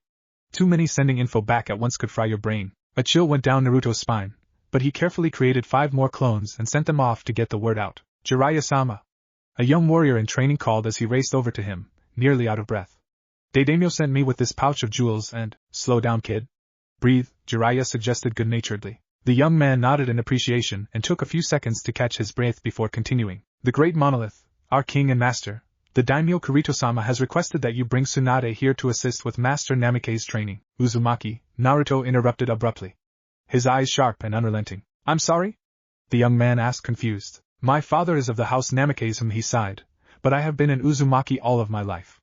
I will honor my mother's clan by keeping the name I have grown accustomed to. I am Uzumaki Naruto of the Uzumaki clan," he said quietly, but with a fierceness which left no room to argue. "Well said, young man," a voice said from behind him. Naruto swung around and flipped backwards and into a defensive position. "Who are you, and how did you sneak up on me?" Naruto asked as he pulled out a kunai. Jiraiya was upon Naruto and quickly took the kunai, much to Naruto's shock. "Naruto, it's not nice to attack our host and leader of all of High no Kuni," he said in hopes the daimyo found the even humorous. "I approve, Jiraiya, but I should not have been able to sneak up on him. I was only trained up to a high-level chunin in skill level before I was required to take over as daimyo." Jiraiya's shoulders sank, but daimyo or not, Jiraiya had to make something clear. "Please forgive my impertinence, Daimyo-sama, but your expectations of Naruto being Kage-level shinobi in 3 years is nearly impossible even with his insane Kage Bunshin method," he just revealed. "Maybe High Jonin if and only if we don't allow him to have any more of his childhood and fill it only with training." Daimyo Kirito was slightly pissed, especially since Jiraiya brought this up in front of Naruto, but found wisdom in the sage's words. He lowered his head slightly in thought. After a moment he said, "You are right. We shall push young Master Nami," but stopped in slight amusement at the young Uzumaki's glare. "Excuse me. I must have misspoke. I meant young Master Uzumaki's training. I will personally assist with the political details of ruling as those laws were pounded into my head." Naruto sighed as he didn't like decisions being made for him, but fell into step. This was the man who wanted him to possibly take over as the next Hokage. He turned toward the daimyo and looked directly into his eyes defiantly before kneeling, lowering his head in submission and stating, "I live to serve the daimyo and High no Kuni. I thank you for your kindness and generosity, sire. I will never forget it." The daimyo knew it took a lot for the boy to submit like that. He felt that Naruto meant every word and his betting on the boy would pay off 100-fold in the long run. A few short minutes after the daimyo left, Jiraiya bit his finger and drew a little blood and performed the requisite hand seals and slammed the bloodied hand on the ground as he called out, "Kuchios no Jutsu." A human-sized puff of smoke appeared and revealed a majestic-looking toad with twin katana, one on each side. The toad glances around and takes note of Jiraiya and Naruto. "Oh. Hello there, Jiraiya-san. I hope all is well with you, though I wonder why you'd summon someone as clumsy as me to assist you with whatever it is you are in need of help with. I need you to deliver a message to Tsunade from Igamiken." She is in Tanzukagai province for at least the next 2 weeks. Give her these and tell her she will get more after a visit to the daimyo's estate. It's important, and her coffers would look a little better spilling over with a little extra money. Jiraiya explained as he handed over a very small satchel with 3 formidably sized diamonds in them. Time skip, 3 weeks later. Naruto atop the first 3 steps before a flat surface pointed angrily at Tsunade as he screamed, "Take it back." Tsunade rolled her eyes, and prepared to walk off, not expecting much of the little gaki. Naruto flipped over her head and brought his foot down in a powerful heel kick. Tsunade easily sidestepped the attack, but was caught off guard at the indentation on the ground thanks to the training seals his parents made. Naruto flipped back again, and grabbed on of the training swords from the area he'd set aside just an hour prior after his practice with the Eternal Genin. Maraboshi Kasuke, who'd agreed to give him a few free lessons as he was escorting the Hyuga delegation to meet with the daimyo. Naruto's eyes flashed red for but a second as he once again demanded, "Take it back." His voice nearly an octave deeper than it should have been, menace dripping from every word. But Tsunade was not one of the legendary 3 for no reason. Tsunade released a formidable amount of killing intent. Enough to make even a few of the daimyo's weaker elite guard trainees nearly fall over.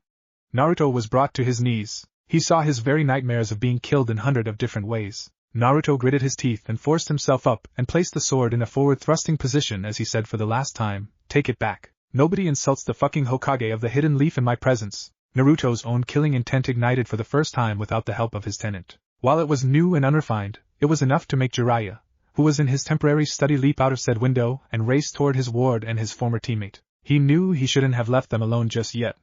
But who would have thought Naruto had the balls to take on one of the Sannin for mouthing off about the Hokage? He heard Naruto's rants and felt the intent toward Tsunade as he got closer. Naruto was sending powerful sword thrusts toward Tsunade. Then he tried swiping left, then right. He tried sliding under one of her kicks to sever the other leg, but Tsunade was too skilled for that. She used her other leg to leap to the side. Naruto was fed up by then. "I think it's time to show you what happens when the adopted daughter of Mito Uzumaki, the red fucking Shinigami, and the son of Konoha's yellow flash have a kid, you drunk bitch." Tsundade was slightly taken aback by finding out this boy was in a way related to her, but didn't have time to think much on it as the next much quieter word she heard left his mouth. "Ninpu Taju Kage Bunshin no Jutsu." Jiraiya, who stood off just out of the fire zone, stopped to see just how well his godson would do going all out as he only saw Naruto normally, but never pushed beyond his limits. Never a real battle, and not when he finally pushed back. He admitted to himself that it was a sight to behold as at least 400 Kage Bunshin/clones appeared, each with murderous glares on their faces. Naruto's body started to emit a dangerous red aura.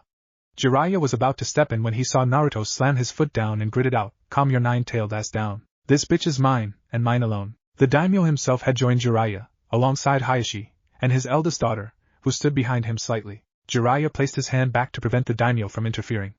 The daimyo was not accustomed to being told no. It didn't set well with him, but knew Jiraiya would not let things get too far. Jiraiya blinked back his surprise as well. The daimyo. Hinata gripped onto her father's overcoat. Normally he would have chastised her for showing this sign of weakness, but he could not fault her. It was a burst of the Kyuubi's killing intent. Hayashi himself was almost paralyzed by his own fear, but the love he held for his daughter allowed him to move an inch forward and harden his disposition, and he would tear the blonde brat in two before he'd allow his daughter to be hurt. Not that he would ever show that side of himself willingly. While all of this happened, Naruto had been in a face-off with Tsunade. Neither had moved until Naruto finally said, "Apologize for talking down about my family, and the Hokages, or you likely aren't leaving here alive." Naruto had never threatened someone's life. Jiraiya was startled by that, and wondered if maybe they had trained him too fast, and started to break his fragile mind, as the boy was still only 10. Naruto entered into the style he'd found inside a scroll his mother hid inside of the one his father gave to him. It was not the one Jiraiya or any of the other had been teaching him, so Jiraiya was obviously confused when he saw an oddly familiar style, though he could not quite place it. Tsunade had enough and slammed her foot down and destroyed 80 of the closest Kage Bunshin from the shockwave alone. Naruto knew he could spam the clones for a while, but he knew she was in Jiraiya's league, so he had to end this quickly. He gave a command he was thinking before making the clones. "I will join those who set upon the Hokage Mountain, execute Plan 01. Eliminate her." As Jiraiya stood up from his knelt position to step in, he saw each 2 clones going into a formation of one's hand placed out, and the other rotating chakra with 2 hands. The chakra started to stabilize as a circular ball of energy began to form. "Impossible," Jiraiya whispered. "Rasengan." 160 Kage Bunshin called out as they flung themselves at the blonde enemy. He found a way around the power and rotation problem for the 3rd step, Jiraiya said in pride, but shook that off as he saw Tsunade's equally shocked look, but took note that she touched her forehead and activated her seal of 100. Tsunade leaped above all of the Rasengan-wielding clones, but some of the clones used the ones in front of them as springboards. 13 Rasengan hit the buxom woman and sent her flying. The shock wave that hit the ground dispersed the rest of the clones, including those still mid-air. Naruto stood back up as even he was knocked on his ass from the force of the hit. Naruto's eyes nearly popped out of his head as he saw Tsunade standing up with a dark intricate design appear over her skin, but he remembered what Jiraiya said over the last week. If he lost his temper, keep cool in a fight anyway. So Naruto asked, anger still present, you dissed my adopted grandpa Hashirama via my mother's side, and my father Minato, not to mention the old man who's been like a grandfather to me. I will ask you one last time, ready to apologize yet, bitch? Before the blink of an eye, Tsunade had crossed the distance and Naruto was launched into the sky, his bones shattered upon impact. Hinata, who had been behind her father, screamed, Naruto-kun, and ran from around her father into the thick of battle. Hayashi was too shocked to move. All of his experience as a shinobi never expected Tsunade of the Sannin to attack, much less attempt a fatal strike against her own family, much less who is believed to be Konoha royalty. Hinata's 10-year-old form clearly showed a nearly uncontrolled rage as she didn't have many friends. But she would always remember the little boy who stood up for her years earlier against 3 bullies who teased her about her eyes, and got hurt protecting her. Hinata entered her family's Juken Taijutsu style and started attacking the blonde-haired monster who had attacked her short-time classmate from the academy. Her small crush. Tsunade easily avoided the hits, but took note that the young Hyuga's eyes transformed without the requisite hand signs for someone so young. Her anger still surging, but her senses returned slowly. She tapped the young Hyuga girl on the shoulder, and she fell unconscious. That woke Hayashi. He raced forward, his own Byakugan activated. Tsunade leaped away from the girl and stated, the girl is fine. Just unconscious. Hayashi glared at her and said, you'll be lucky if you see freedom again.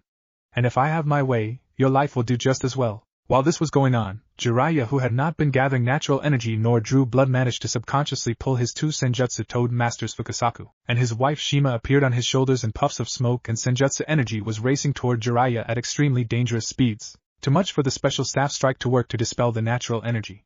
Without words they focused the energy, and activated Jiraiya's now nearly complete Sage mode, something he never came close to before. His shock broken as he propelled forward. The man's speed was superhuman as he managed to reach Naruto before he hit the nearest tree. Fukasaku and Shima were barely able to remain on his shoulders. Jiraiya cradled the boy Naruto, tears forming in his eyes. Jiraiya then focused on Tsunade, who then felt killing intent that she hadn't felt in her lifetime. It was more fearsome than her sensei, Jiraiya's normally and Orochimaru's combined.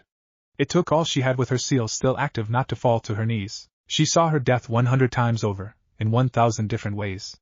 Tsunade, Jiraiya warned, his normally baritone voice now extremely deep, you will heal him. Because if he dies, I will deny you your tomorrow. The Daimyo's personal guard arrived and surrounded him and the Hyuga guests with a barrier shield as some of the Naruto clones destroyed the small wooden bridge leading to the castle from some of the Raisengans unstabilizing after Tsunade's last strike to the Kagebunshin. Luckily Lady Sure Jimmy and their daughter Kariko were gone for the day to Konoha to retrieve the royal Nico, cat, Tora. Tsunade had never seen this side of Jiraiya, and she assumed no one else had either. Blood spilled out of the boy's mouth as life drained from his body, but she still moved forward as her fear of her former teammate dwarfed her fear of blood tenfold currently. A few moments later, Tsunade's assistant Shizen returned from an errand outside of the palace. She sped up as she felt Jiraiya's killing intent, though it was much weaker from where she was, but she knew it was his from a little mental training she underwent when Tsunade and Jiraiya had their last argument.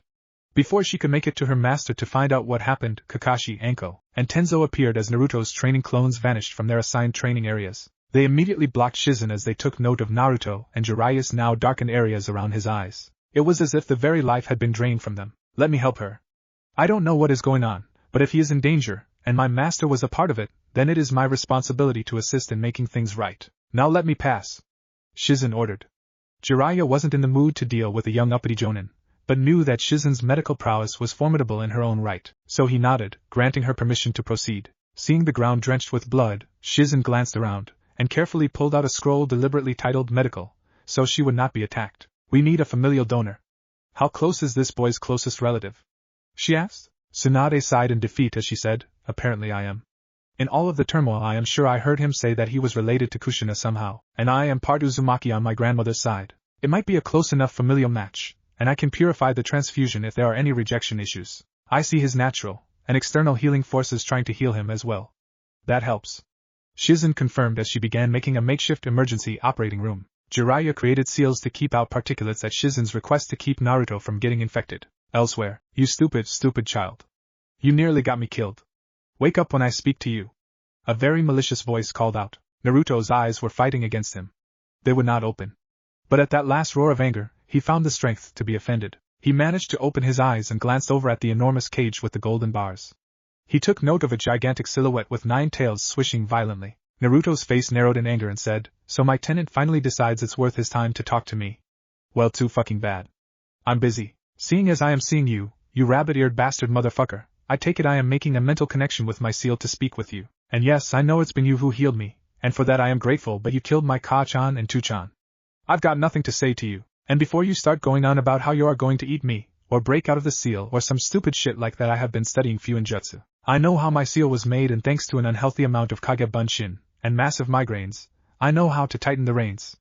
We'll likely never be friends, but if you behave, I will try to make your life a little less uncomfortable than my mom's seal was for you. The only reason you even get that much was I saw how brutal you were treated in that seal from the few glimpses at the diagram of hers, and how you might have even went a little ballistic at the chance to be free from suffering through that again." Naruto's words surprised the beast. He was angry at nearly dying, but his words also showed a wisdom beyond his 10 years. Naruto felt a strong gush of wind as he heard a deep and menacing laugh. The next thing he knew was he opened his eyes and was lying on the bed in the room the daimyo had assigned him. "Go back to sleep, Otoro," Kakashi ordered from a chair at the edge of Naruto's sight, an orange book in his hands as always. "You've had quite a week." "Week?" Naruto questioned, but before Kakashi could elaborate, a blazing alarm of loud chimes and bells went off. Naruto slowly sat up and winced as he stood, still in a lot of pain, but his body's regenerative properties would finish healing him soon, he knew. He opened his second-story window upon seeing a battalion of Konoha shinobi with the Konoha flag, with half of them on horseback, including the Hokage, who rode forward as the daimyo himself rode forward on a steed of his own. "What is the meaning of this?" Daimyo Kirito demanded, praying it was not a coup. An Anbu stepped forward beside the Hokage and removed his mask, to infer just how far Hiruzen was willing to go to get what he wanted this particular evening. It was the betrayer of Konoha, the clan's lair elite, the one and only Uchiha Itachi. The daimyo's horse instinctively took a few steps back. Equally direct, the Hokage replied, "I received word that my former student, someone who is like a grandson to me. I have come for her head. Where is Senju Tsunade? Where is the woman who has killed the boy I loved as if he were my own? The woman who would dare kill Uzumaki Naruto?" He screamed out in anguish and rage. "Gigi!" Naruto's voice carried across the yard from his window. The Sandaime Hokage froze for less than a second and then tried to dispel any genjutsu, as did a few of his generals Nara Shikaku and Shimura Danzo. "Na Naruto, my boy? Is it really you?" he asked carefully. "Where are you?" "In my room, old man. What does it take to let a guy heal and get some sleep around here?" Hiruzen placed his hand in the hold position and his troops fell silent, and stilled their trigger-happy weapons and jutsu. The Hokage then dismounted and knelt before his daimyo. The rest of his forces did the same. "Please forgive this old fool, Daimyo-sama. I still want Tsunade's head in a handbasket, but I should have confirmed his death first." The daimyo laughed and said, "I was the one who ordered you informed of his death. If I would have known you'd answer with this, I would have tested you much sooner." The daimyo yelled to Naruto, "Sorry Naruto, but it looks like this old geezer has a few more years in him as Hokage. Damn. I was looking forward to taking the hat in a year." "Oh. And where is Tsunade?" "I've still got a bone to pick with her. She is to be executed in 2 hours' time." The daimyo sighed and said much more seriously, "If you must see her, do it now." "Daimyo-sama. Seeing as it was me she tried to kill, shouldn't I get a say in whether she dies or not?" Naruto stated, remember lessons the daimyo himself gave him on politics and law. The daimyo contemplated it for a moment, and then stated, "Your voice will be heard and you will have a say, but the final decision remains mine. Are we clear, Master Uzumaki?" "Yes, sir, daimyo-sama." Naruto agreed reluctantly.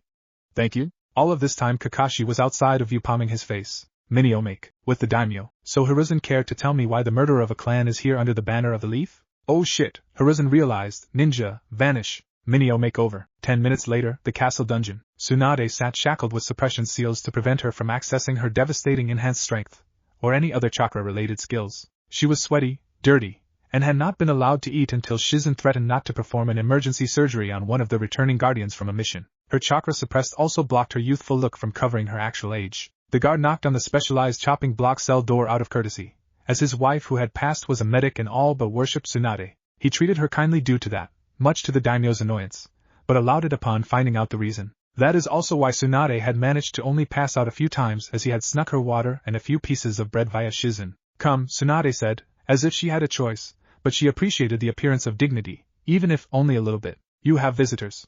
The young man you had an altercation with wishes to speak with you alongside his attendant." "Thank you.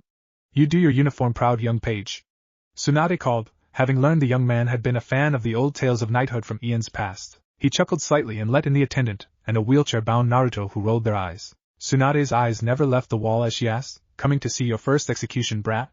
But there was no anger behind her words. She seemed content in the fact that she was leaving the world of the living. Ready to apologize yet? Naruto asked with an equal calm. Tsunade's eyes scrunched up slightly in annoyance. I am about to die because I lost my temper on Yugaki. I am sorry I hurt you so bad. I am an adult and should have known better. More importantly, I am a shinobi. Retired or otherwise. That was uncalled for and I am sorry, she gritted out sincerely. Naruto smiled a little as he replied. Not what I meant. I mean about our family and the Sandaime. I could care less that you beat me to within a centimeter of my life. I want to live, yeah? But I am a ninja.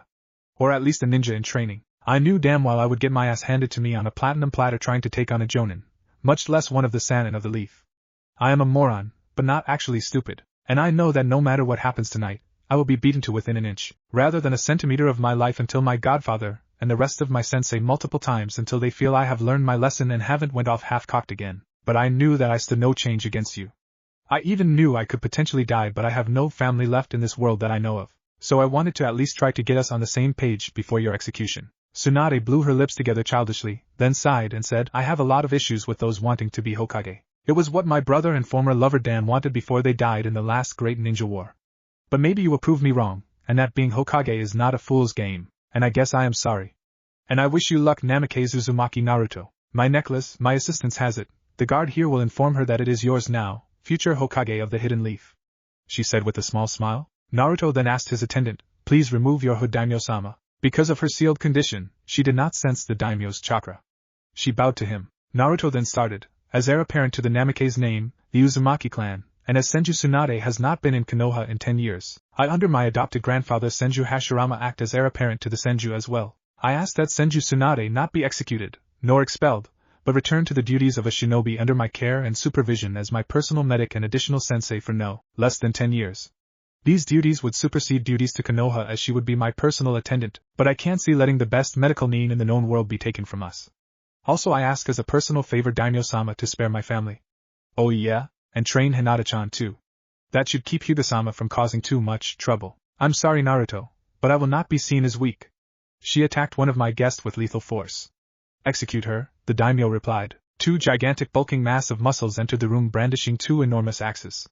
Both had stocking-like masks covering their faces. Naruto's countenance changed from one of humility to one of defiance. He stood up, walked over and stood in between the men in front of Tsunade. His body was weak, and he could barely stand, but he would be damned if she died and he didn't. This confused the daimyo severely, and he knew the answer to the question he was about to ask would be a severe political headache, as he taught the little monster too well. Stop Gaki, I am prepared for my fate, having picked up on what Naruto was planning. I have made peace with. You can meet up with your former love and your brother later. It's not your time yet, so hush. As for you Daimyo-sama, Naruto still spoke respectfully despite his mounting anger. I instigated the fight by egging Tsunade on. Despite her personal opinion, I was the one who pushed her into a fight. I used deadly jutsu against her on the daimyo estate to which she defended herself. I know you are all about appearances.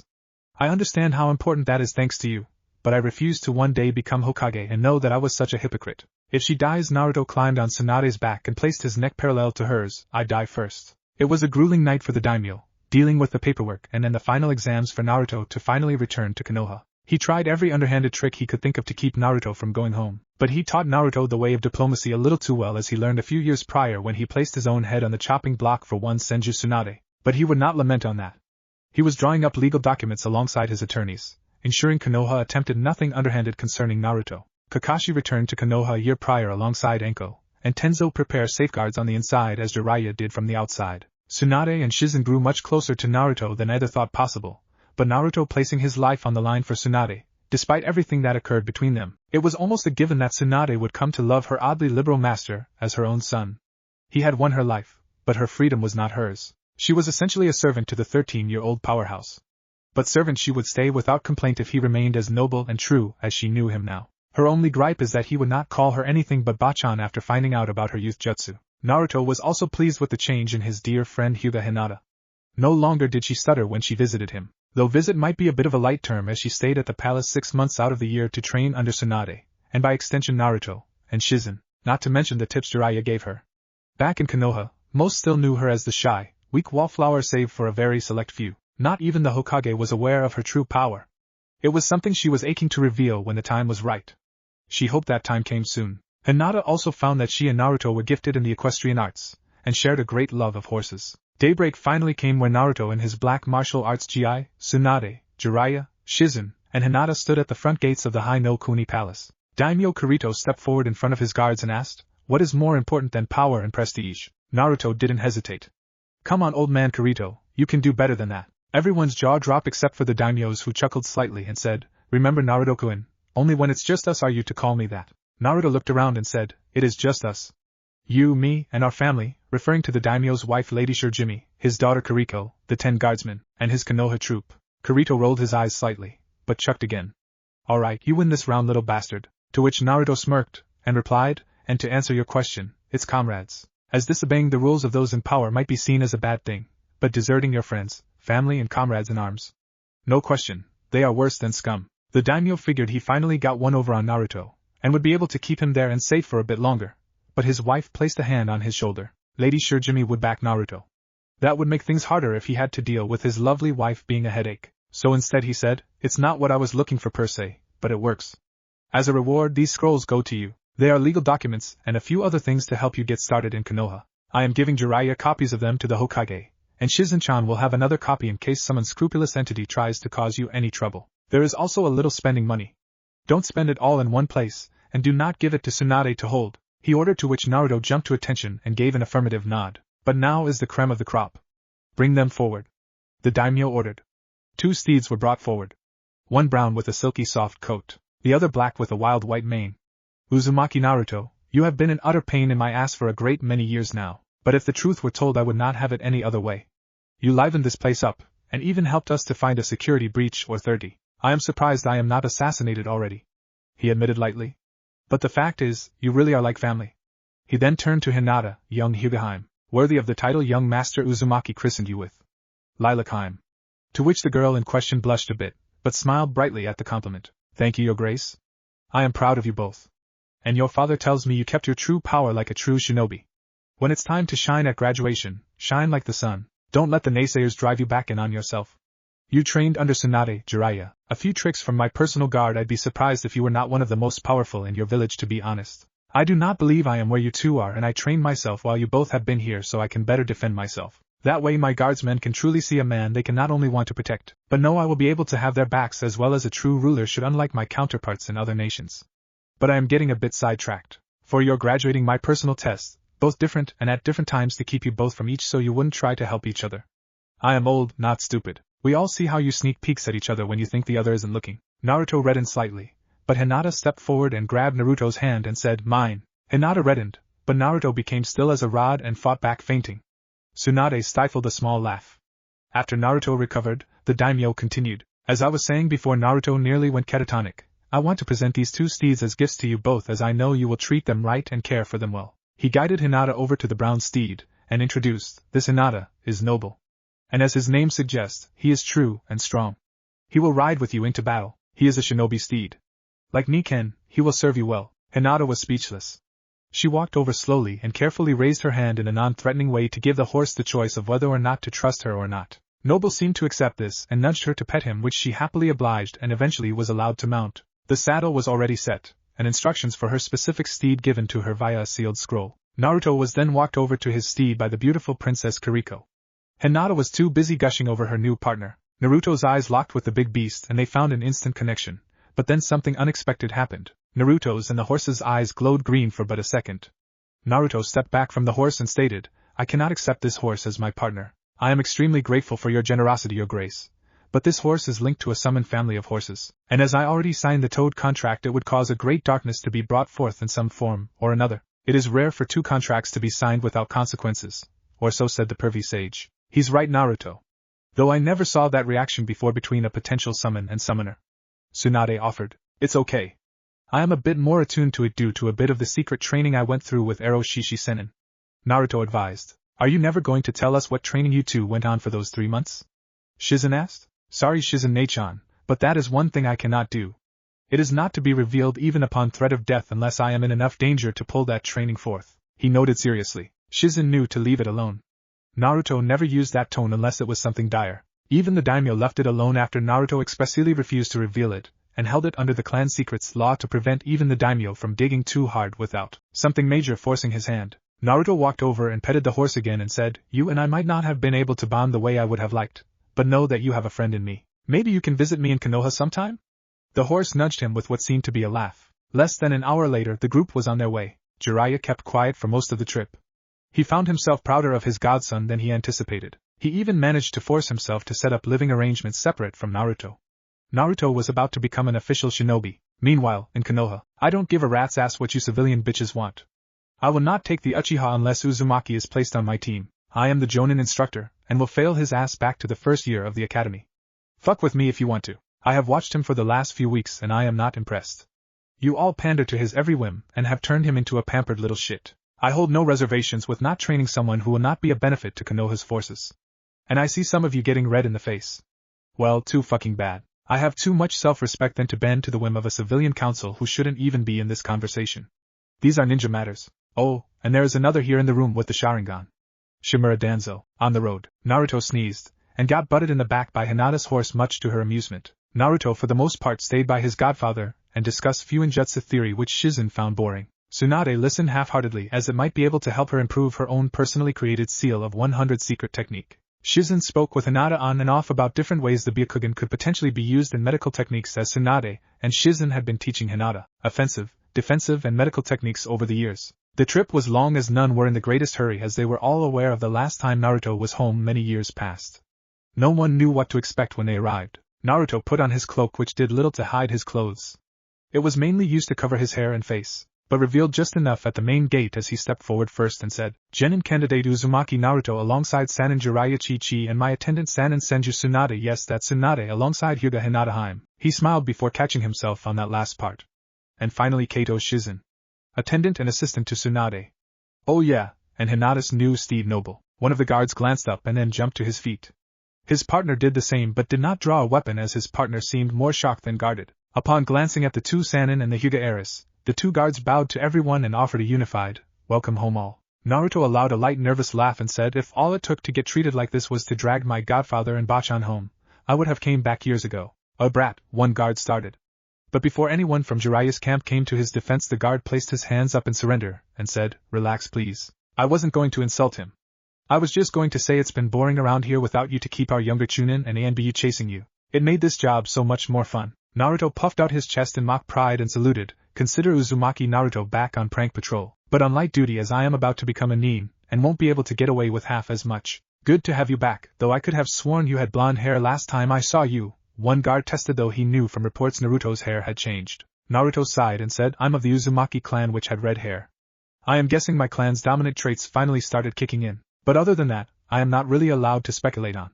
Anyway, it's been fun, but I am sure Jiraiya has some research to do after so long." "Bless you dear child," Jiraiya said with a small lecherous smile. Tsunade bristled, but Naruto placed a hand on her shoulder and said, "No brutally beating up Jiraiya unless he does something extremely stupid. You promised. He is my godfather. Why do you even bother asking?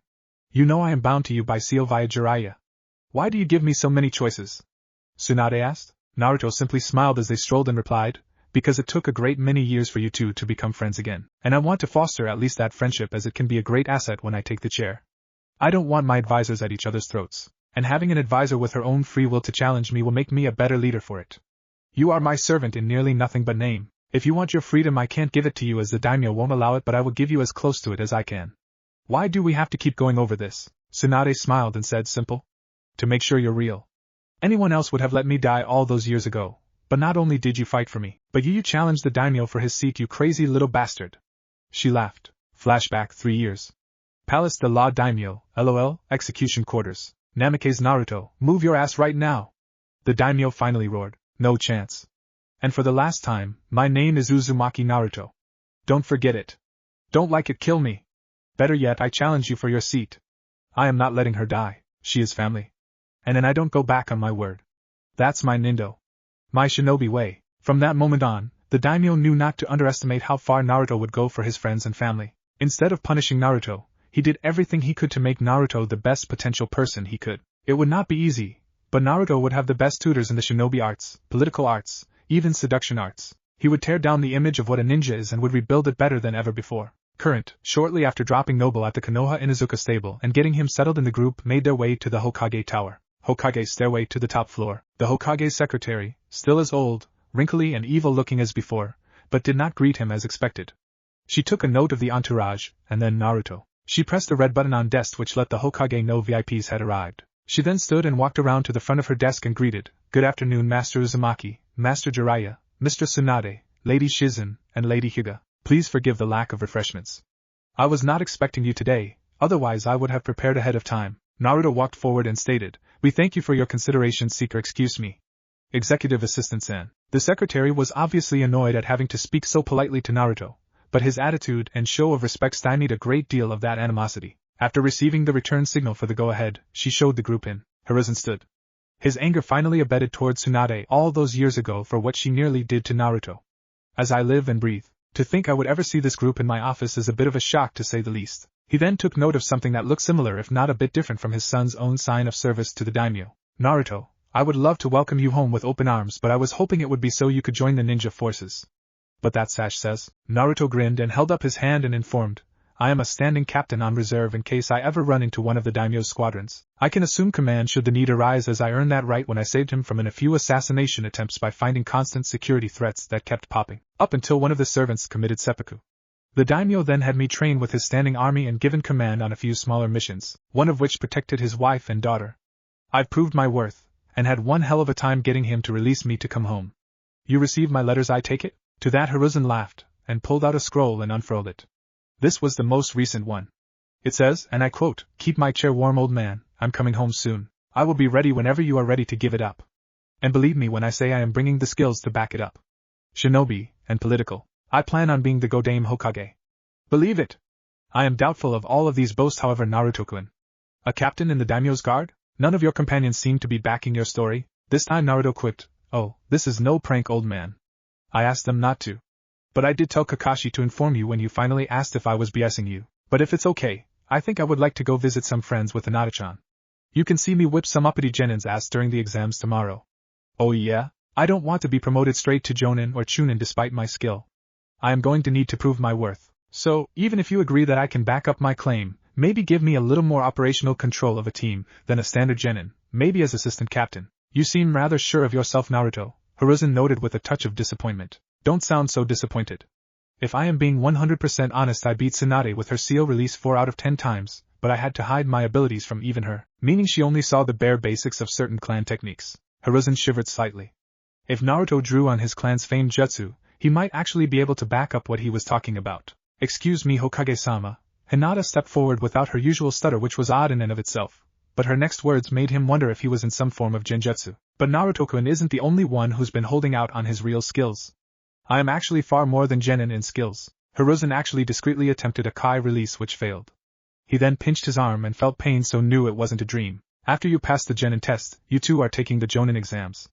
No, I won't force you to promote just yet, but I need to know if you both are pulling my leg. If you are going to be doing D-rank missions for the next 4 months. Jiraiya fell asleep on the windowsill, and Tsunade looked a bit bored, but was still kind of glad to be home. Naruto and Hinata left the adults to play and for Hiruzen to try to pry the Uzumaki estate from Jiraiya, but soon learned Naruto would take the secrets to the grave, as he would not even share the power to get inside, and Tsunade made it abundantly clear that she stood by Naruto. While Hiruzen would do anything he could to make the village stronger, he could not help but be proud of all three for protecting what was rightfully Naruto's, and not budging. He was Hokage, and needed to put on some sort of performance dealing with the civilians, but after Kakashi's explosion earlier, it meant he really did need to wrangle a bit of power back from them. So he wouldn't pursue Naruto's wealth of knowledge or money likely obtained from the daimyo. Hinata knew exactly where Naruto was going first. Upon arrival, she grinned like the cat from her favorite childhood book, The Cheshire Cat from Alice's Adventures in Wonderland. Naruto and Hinata stepped into the small empty little bar and were immediately greeted with a ragged-looking old man and his daughter, who stepped out from behind the curtain, leading to the next room back. "Welcome to Ichiraku Ram." "Nope. I won't be greeted like some regular customer. You will address your best return customer as Gaki Brat, or, after all those years, it didn't take much." The two both immediately nearly screamed, "Naruto-kun." "Damn right!" Naruto exclaimed. "I am." The owner's 16-year-old daughter appeared behind Naruto and glomped him and Hinata in a hug nearly faster than the eye could see. Naruto and Hinata were stunned. "Hinata-chan! You didn't tell me he was coming home." She gave the younger girl's ribs a quick tickle and made her squeak out a giggle. Hinata, not to be outdone, vanished, and gripped Iam's arms and hands to prevent her from performing hand signs. Iam-chan, when did you become a ninja?" "Damn," Iam said with a grin. "Looks like the cat's out of the bag." I went to the Hokage and demanded to be allowed to go to the academy so I could search for Naruto. After smashing through a few of his ANBU as a civilian with a few years of martial arts under my belt thanks to my mom years ago, he relented and said Naruto was fine, but might need help being convinced to return home one day. So I became a reserve nin specifically in case my Naruto-kun needed me. I am teased, to which Naruto turned red as a tomato. He always had a small crush on her which she and Hinata knew about, although his heart was officially Hinata's, but that didn't stop the redhead from reddening. The two decided to have a bit of mercy on him. He was tall for his age thanks to eating right while living with the daimyo. His request shocked the old chef a bit. "Hey old man, I'd like to buy a low-fat, low-sodium veggie ramen with extra chives please. Also, get this place fixed up old man. I've got it covered. I calculated and I owe you about 100,000 ryo from all the times you looked out for me as a kid." "You will not turn it down," Naruto said in a commanding voice. "You will treat yourself and your daughter out to the nicest place in town, as I am sure you get tired of cooking every once in a while. You won't argue with me because I am your best customer, and will keep you all open for a good many years if it kills me. We clear?" Old man Tucci didn't know what to say, but the tone in which Naruto spoke brokered no argument. He approved of this new Naruto. He was not the same frightened child who snuck in to hide from the masses. A tear formed in Tucci's eyes. Tucci came over and gave Naruto a big hug. That was all the answer Naruto needed. Tucci closed shop for the day and the four of them ate together and fellowship ensued. It was good to have Naruto home. Naruto and Hinata made their way to the different shops where Naruto laid a few of the owners on their asses and reminded them he was no longer the same weak little boy. He was a trained shinobi of high order who had lived with the daimyo for years, and if they didn't like it, Kirito-sama would gladly have a talk with them if the Hokage didn't handle it first. That is, if Naruto didn't talk to them in much more detail himself. He received less trouble in some stores due to the Hyuga heiress being at his side. The power of that name sent fear and respect through the ninja world. After making his purchases, Hinata accompanied Naruto to his home, in which Naruto created nearly 100 kage bunshin as the LST time he tried to go in through the front door to his family's estate. There was bloodshed. Someone obviously tried to force their way past the barriers set. He was glad to see none succeeded, but he didn't tell Hinata what he found as to not worry her, but the fact that he'd secretly been teaching her Fuinjutsu didn't help, as she'd gotten a look on her face before entering. Her Byakugan activated as well. After inspecting the internal structures, while making sure not to invade Naruto's privacy, she said, "I tried to be as unobtrusive as possible, but I had to check. It's safe with the exception of safeguards already put in place, it seems." Naruto shook his head and said, "Well, now that you have had a look around, maybe I should officially do this." Naruto drew Hinata in and gave her a gentle kiss and released it. "Welcome to my home. Maybe one day to be yours." He let the second part slip, but was gloomed before he could even attempt to apologize for it. Hinata kissed all over Naruto's face. His mind swam in joy, but nothing sexual. He just enjoyed her. All of her. But he was taught the importance of that special step by Tsunade, Shizun, Madame Shijime, and even the daimyo. Jiraiya and Kakashi would not corrupt him if they could help it. He would know how to treat a lady, and his gentlemanly behavior was what allowed Hinata to be near him alone. Heiichi Hyuga even let Hinata travel back to Konoha without a Hyuga escort, as he knew Naruto would sacrifice his very body to protect her. Plus, he trusted Hinata to be able to take care of herself, although upon her request. No one knew this, and he still portrayed this super strict father. Naruto and Hinata finally managed to make their way back out of the house, and Naruto reactivated the seals. After a 30-minute walk, they arrived at the Hyuga main gate at the front of the large estate. Much larger than that of Naruto's own, not to say his own was not a bit impressive in its own right. Naruto was invited in by the gate guard to his surprise, but did not turn down the invitation. He and Hinata were led to a large internal dojo where Heiichi stood before the masses. The cadet branch and the main branch alongside the clan elder council. Thank you for joining us this evening, Master Uzumaki," Heiichi greeted. "And to you, my beautiful daughter." To which Hinata smiled, and bowed respectfully. Naruto gave a respectful nod, following Hinata's lead. Heiichi then continued, "It has come to my attention that some here believe Hinata is not strong enough to lead the clan and her sister should be made heir, and some are about to whine that the quote-unquote demon should not be here," to which Naruto laughed as he gave Heiichi the script to go by when this day came. He just didn't know it would be so soon. Naruto then jibed, "Careful there, Heiichi-sama. Don't want to make the boss mad by breaking his law." "Oh yes. How right you are, Naruto-dano." Heiichi asked, "Hinata, would you mind sparing with your sister without holding back as usual?" "I fear I cannot do that, father. I would likely kill her even going at 20% of my true power. She lies. She is a weakling," Heiichi's own father stated. Hinata turned and smiled sweetly at her grandfather and stated, "You were former head of the Hyuga, grandfather. I would be honored to test my mettle against you. I mean, if you feel you are up to it, honored elder." No mouth was left closed after that. Not even Naruto's. Hinata wasn't done yet. "And if you beat me," Hinata taunted, "I will willingly go into the cadet branch and be given the caged bird seal. And we all know how I feel about that accursed thing. A chance like this won't come again," the old Hyuga noted. A chance to humiliate that upstart granddaughter of mine and preserve the Hyuga traditions. The elder stood and cracked his knuckles. Hayashi could not stop this, for if he did he would be seen as weak and possibly removed as clan head. This got out of hand much quicker than he ever thought possible. I hope you are really as strong as we both think you are, Hayashi worried internally, while stone-faced. Hinata stepped forward and stated, all it will take is one hit. One hit on you and this fight is mine. I will look forward to wiping that arrogant look off your face. It's not arrogance, grandfather. It's confidence. A confidence I hid for many years. I look forward to showing just how justified I am in having it. Hinata then tapped a spot on her arm with a jolt of chakra and commanded, Kai, which released her gravity and weight seals. Naruto, being Naruto, then threw out, okay, who's betting? I'll put 25,000 on Hinata, dropping the honorable elder in 10 seconds. After a few seconds Naruto started to feel silly until Hayashi spoke and said, I love my daughter, but I think it will take 15 seconds for her to win. I'll put 25 on 15 seconds. After the few seconds shock, Main and cadets were making bets as Naruto used Kage Bunshin to keep up with the bets. After all bets were in, Hayashi sat beside his youngest daughter and said, you are in for a treat, my daughter. Your Nae-sama is about to show you true power. Hyuga Hanabi was nearly floored at the confidence her father was showing in her older sister. Hayashi then said, Hajime. Begin. The elder Hyuga warned, you are within range of my divination. Prepare yourself. Hinata's eyes narrowed darkly and gave a warning of her own. It's funny, she placed her hands in a modified Juken position. I was about to give you the same advice. 8 trigrams, 256 palms. The old master moving with speeds of half seconds, 2 palms, 4 palms, but to his surprise Hinata sidestepped the first strike, and was not there where she should have been for the second, third and fourth strike, only an after-image. On the 9th second, Hinata appeared behind him and struck with a non-Juken open palm to avoid turning his internals into liquid as she struck. The elder flew across the room and into the empty wall. The room exploded into cheers, but they did not last long. Even though she'd won the battle, there was one more thing that had to be addressed. Hayashi stood up and stated, Uzumaki Naruto, you started dating my daughter without my prior approval, but now you must prove you are strong enough to date her. I challenge you to battle Uzumaki Naruto. Will you fight for the honor of my daughter? Naruto vanished in a burst of speed and appeared beside Hinata and gave her hand a small squeeze. She then left the large mat as Naruto, for the first time since arriving, allowed his features to darken and stated, do you even need to ask? Hayashi smirked and stepped onto the mat across from Naruto. Hanabi-chan.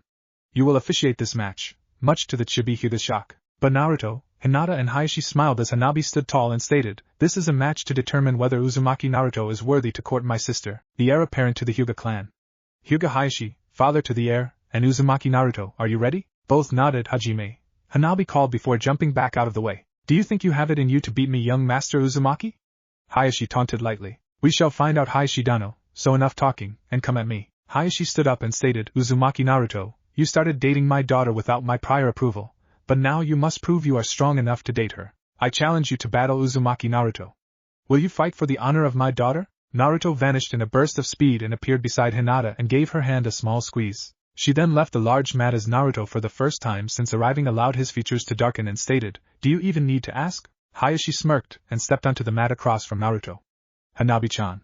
You will officiate this match, much to the Chibi Hyuga's shock. But Naruto, Hinata and Hayashi smiled as Hanabi stood tall and stated, this is a match to determine whether Uzumaki Naruto is worthy to court my sister, the heir apparent to the Hyuga clan.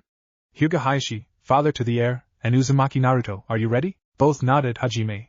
Hanabi called before jumping back out of the way. Do you think you have it in you to beat me, young master Uzumaki? Hayashi taunted lightly. We shall find out, Hayashi Dano, so enough talking, and come at me. Now, the Hyuga compound, main dojo. Hajime. The powerful call came from the miniature Hyuga Hanabi as she leaped back into the safety zone. The moment the word was spoken, Hayashi and Naruto vanished in blurs. All Hyuga immediately activated Byakugans. After a few seconds both came back into view, Hayashi barely winded, but Naruto obviously so. The clashes were obvious, however, because each strike was felt rather than heard. Hayashi stopped mid-attack and held up his hand to forestall the match. Uzumaki Dano, I have personally seen you train before while you were away. Why do you insult myself and my daughter with this facade? It was obvious Hayashi was getting a little bit livid. Naruto stood up completely and stated, please forgive my rudeness, Hayashi-sama. I have another test soon after the Genin exams that the Hokage has prepared. If I went all out here, I might not be healed in time for that exam, but for Hinata's honor, I will forego some of my self-imposed restrictions if that is your wish. Naruto compromised. It is.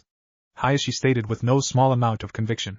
Then I will need a moment to prepare if it is permissible. Hayashi looked to Hanabi, who nodded. Hayashi then nodded his approval. Naruto closed his eyes for a moment, then a few black markings appeared on his body, from head to toe. Naruto removed his cloak, revealing his toned form. Naruto then mentally gave the command, Kai, thus releasing his weighted and gravity seals. Naruto looked at Hayashi and warned, "I have unlocked the 17 tenketsu you've sealed. I will not reveal how I did so as they are a clan secret of the Uzumaki and Senju. Lady Tsunade cannot be swayed, so it would not be wise to try. Now, shall we continue?" Hayashi returned to his stance as Naruto entered into a different stance than he was a moment ago. Hanabi gave the signal to resume and resume they did, but the overwhelming advantage Hayashi held just seconds past was now gone. Naruto jumped forward with 2 knees directed toward Hayashi's chest. Hayashi curved his body to the side and attempted to strike Naruto from the side, but that was not to be the case. Naruto gripped Hayashi's outstretched arm and used the inertia from his body descending from the missed strike to drag Hayashi down and flipped him over. Naruto immediately did a back one-handed cartwheel out of the way of Hayashi's palm thrust from the ground. Hayashi flipped back up onto his feet and threw his arm out in a direction toward Naruto and grunted. The whole room heard his arm click back into place. The unanimous consensus for that moment in time was terrifyingly badass, but Naruto was not one to be easily intimidated. He drew a shuriken and tossed it forward. Naruto had a feeling Hayashi might not dodge it for him to follow up with a melee attack, so he performed 3 hand seals and silently stated, "Ninpu, Shuriken Kage Bunshin." 1 shuriken became 35. Hayashi leaned downward with a hand forward and 1 diagonal at an up angle behind him and spun very quickly, releasing so much chakra it created a visible spherical barrier. Kaiten, style of heaven, rotation. The shuriken were all destroyed. Hayashi released the technique and rushed Naruto and began, 8 trigrams 256 palms. 2 palms Hayashi started, but Naruto was having none of that as he vanished at the first strike in a puff of smoke.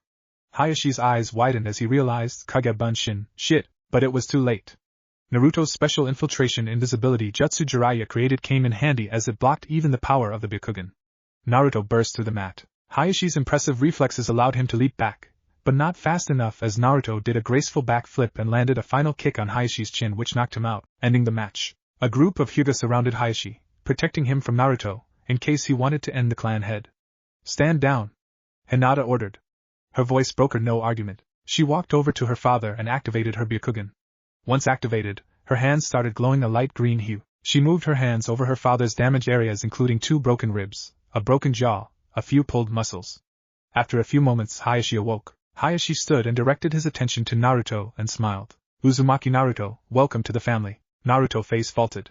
Hinata reddened as she made her way back over to Naruto nervously. "Well, what just happened, Lilac-Heim? I think Otosama just gave us permission to get married." "Married? What? We're too young to think about that stuff. I haven't even asked yet. I don't have a ring yet." Naruto panicked. Hinata blushed much more after realizing how easily Naruto went from being too young to he didn't have a ring prepared. She realized he really did love her, and would marry her one day. "Slow down, Naruto-kun. It's okay. I'm in no hurry," Hinata giggled. Naruto then looked to Hayashi again and said, "You." This is payback for suggesting Naruto stopped himself when he realized all eyes were on him. He'd recommended it be Hyuga team send out for Tora whenever she came to visit. Naruto wasn't suicidal enough to say that out loud in the Hyuga estate. Hayashi allowed a small little smirk. Naruto was not one to be out-pranked anyone and made sure to ensure Hayashi knew. "Also, Hayashi-sama, I wasn't going at full throttle during our spar."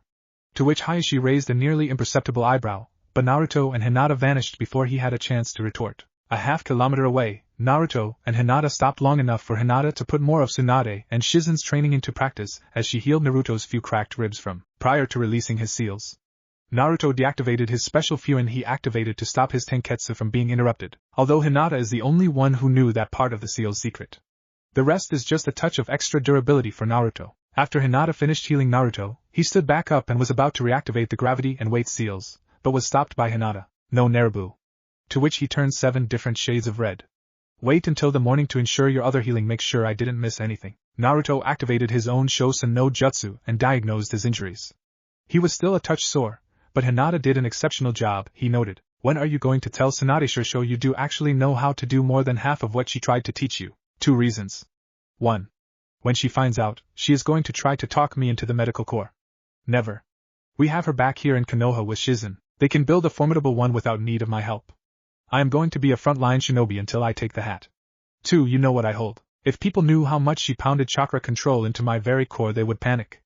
They would possibly call for my head because the demon has become too powerful. It's one headache I don't feel like dealing with. I will handle the naysayers within short order, but for now, let's just not worry about the small stuff. Yeah.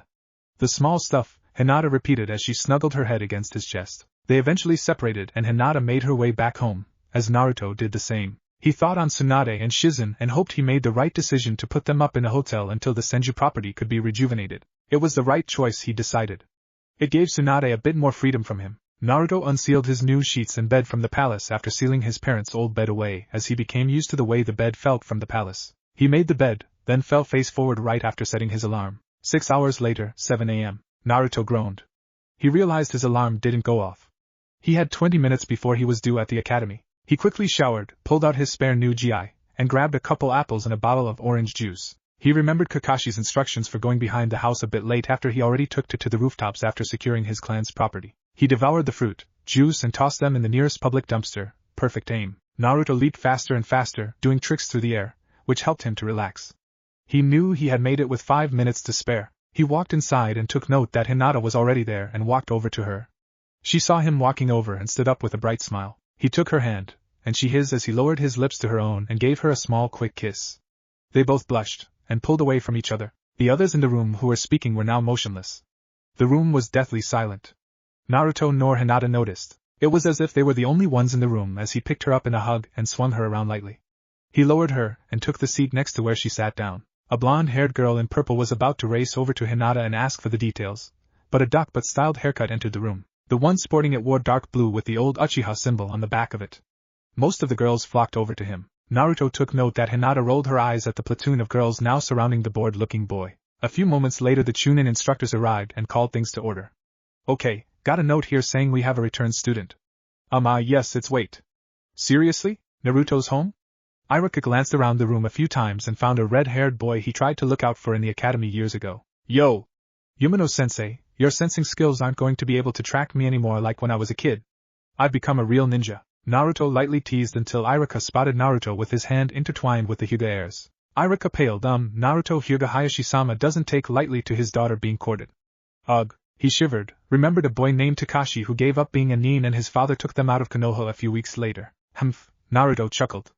Hayashidano and I have already had that discussion yesterday, and Hinata, please tell the class what he said. Naruto-kun? That's embarrassing. But his adorable eyes made her giggle and she continued, Naruto-kun had a little sparring match with my father when he asked if Naruto was willing to fight for my honor. Naruto brought his A-game, and due to his training where he trained for the last 4 years my father said, and I quote, welcome to the family. That made all of the girls turn to the red-haired blue, tinging on green-eyed black GI wearing shinobi and all. The boys, all of them wanted to know just what the former dead last could really do now.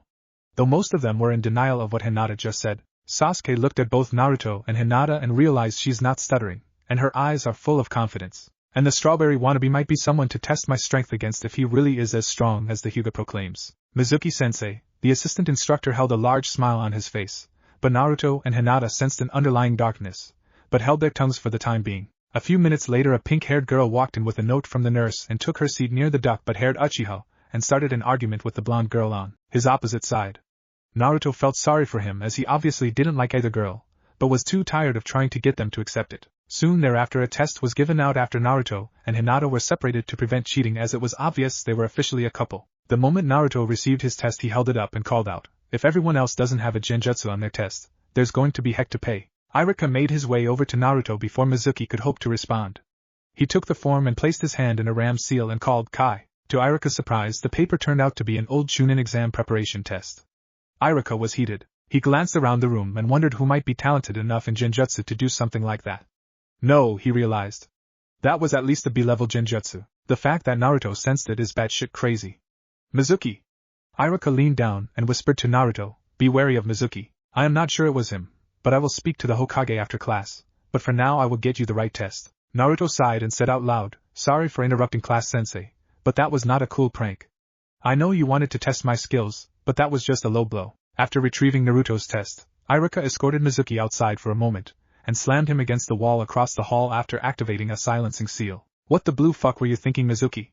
I detected your chakra all over that genjutsu. If I hadn't covered for you, you would be in the middle of an internal affairs investigation. And you know they don't like a lot of drama, and would refer you over to torture and investigation quickly. Chill, Ruka, I was just having a little fun. I didn't mean anything by it. I just wanted to see if they were making all of that stuff up about talking with Hyuga-sama. You and I both remember the last kid that tried to court Lady Hinata. Mizuki, the silver-haired Chunin, lied. Iruka released him and warned, I would not mess with that boy. I have it on good authority he was trained by 2 of the Sannin for the last 4 years, not to mention some of the daimyo's 10. Mizuki paled slightly. He remembered who Naruto was and what he held, but he never dared consider how skilled he might actually be, especially being a newly returned academy student. After acing the written part of the graduation exam, Naruto and Hinata met up with a few old chums of Naruto. Yo Shikamaru, Choji Ikiba. Been a while. Akamaru, who'd just been a few weeks old, barked at first, but then walked over and sniffed Naruto. Naruto blinked, and then smiled, and greeted, "Hello to you too, Akamaru," said Puppy nipped Naruto's arm slightly. Naruto didn't get angry, but looked to Kiba. "He seems to remember you better than I do, kid. He doesn't make friends easily, and I trust my partner, so you must be okay. Plus you snagged up the female equivalent of what Sasuke is to the girls. The most gorgeous girl in the village." Hinata blushed slightly at that as she gripped Naruto's muscled arm. "Hey Naruto, Hinata. Still a ramen nut, or have you found the wonders of barbecue yet?" Choji asked, to which Naruto said, "I will always have a soft spot for ramen, but living where I lived, I was only allowed it once every few weeks." "Troublesome," the whole group said as one, to which Shikamaru's sweat dropped. A few minutes later out in the training field of the academy. "Okay," Mizuki intoned. "Uzumaki Naruto versus Uchiha Sasuke." "Got you now, demon," Mizuki thought maliciously. Naruto could feel veiled waves of disdain and decided to change the rules of the game. "I refuse." "You what?" Mizuki asked, genuinely confused. "I have been kept up to date while away. Uchiha Sasuke is the last of his clan, and I do not want to chance damaging his noble bloodline, nor do I want to dishonor either of my clan backgrounds. I am Uzumaki, the only clan in history that required the combined might of Iwa, Kumo, and Kiri to destroy my ancestors' island nation of Yuzu. Not to mention my mother was Kushina, of the Uzumaki, who were blood relations to the Senju, also already being Uzumaki and adopted into the Senju clan by Senjune Uzumaki Mito as her daughter. I will not as a member of the Senju clan start the rivalry between the Senju and the Uchiha clans again." Sasuke growled his annoyance at having another clan whose noble status stood next to his, but backed Naruto as he could do nothing else currently. "As heir apparent of the Uchiha clan, I, Uchiha Sasuke, agree with Uzumaki Naruto. I don't care what," but the look from the other clan heirs stopped Mizuki cold. It was near cold fury that someone would try to force the issue, especially something like that. Something is going on with Mizuki, both Naruto and Shikamaru realized. Naruto was getting fed up and decided to bring an end to it. "How about you and I go a few rounds, sensei? You obviously have doubt of my skills." A flash of leaves appeared before Naruto and Mizuki and another silver-haired man. This one Naruto recognized well. "No, Naruto. You need to save your strength, and isn't picking on a Chunin a bit below you, Kakashi-sensei?" Naruto said as knelt, adding cheese to this gooey situation. "What are you doing here, sir?" Mizuki took this as a chance to destroy Naruto's credibility. "Aha! So the Uzumaki boy lied. He was trained by Hatake Kakashi, and while that is impressive in its own right, that is not the same as being taught by the Sannin." Before Naruto could reply, Kakashi did as he smacked Mizuki upside the back of his head and informed, "Naruto didn't lie, bonehead. He was trained initially by Mitarashi Enko, Konoha's snake mistress. Myself, who has more than a few S-rank missions under my belt myself, an undisclosed ANBU as his or her identity is classified, as well as Master Jiraiya and Lady Tsunade. Plus he had a few other teachers whom the daimyo approved of." "Naruto, reveal your sash." "But sensei," Naruto tried to argue. "Do it now, Naruto, that's an order from sensei to student." Naruto growled. He was annoyed but played along as he trusted Kakashi to know what he was doing. He pulled the sash down from below his black martial art belt. Shikamaru's breath caught and knelt. His family was close to the daimyos as the daimyo used them to raise and protect his deer. "Forgive our lackluster behavior, Captain Uzumaki."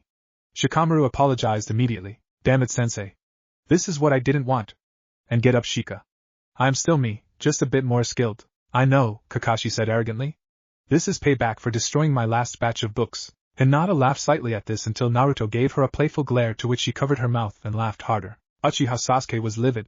He knew he would have stood no chance against someone of that caliber. He owed the Uzumaki. He did that with one purpose. To prevent his humiliation. He owed the Uzumaki a great deal. Shit, Sasuke cursed mentally.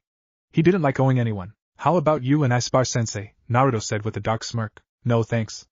I still have the bruises from last time, little bastard," whispering the last part.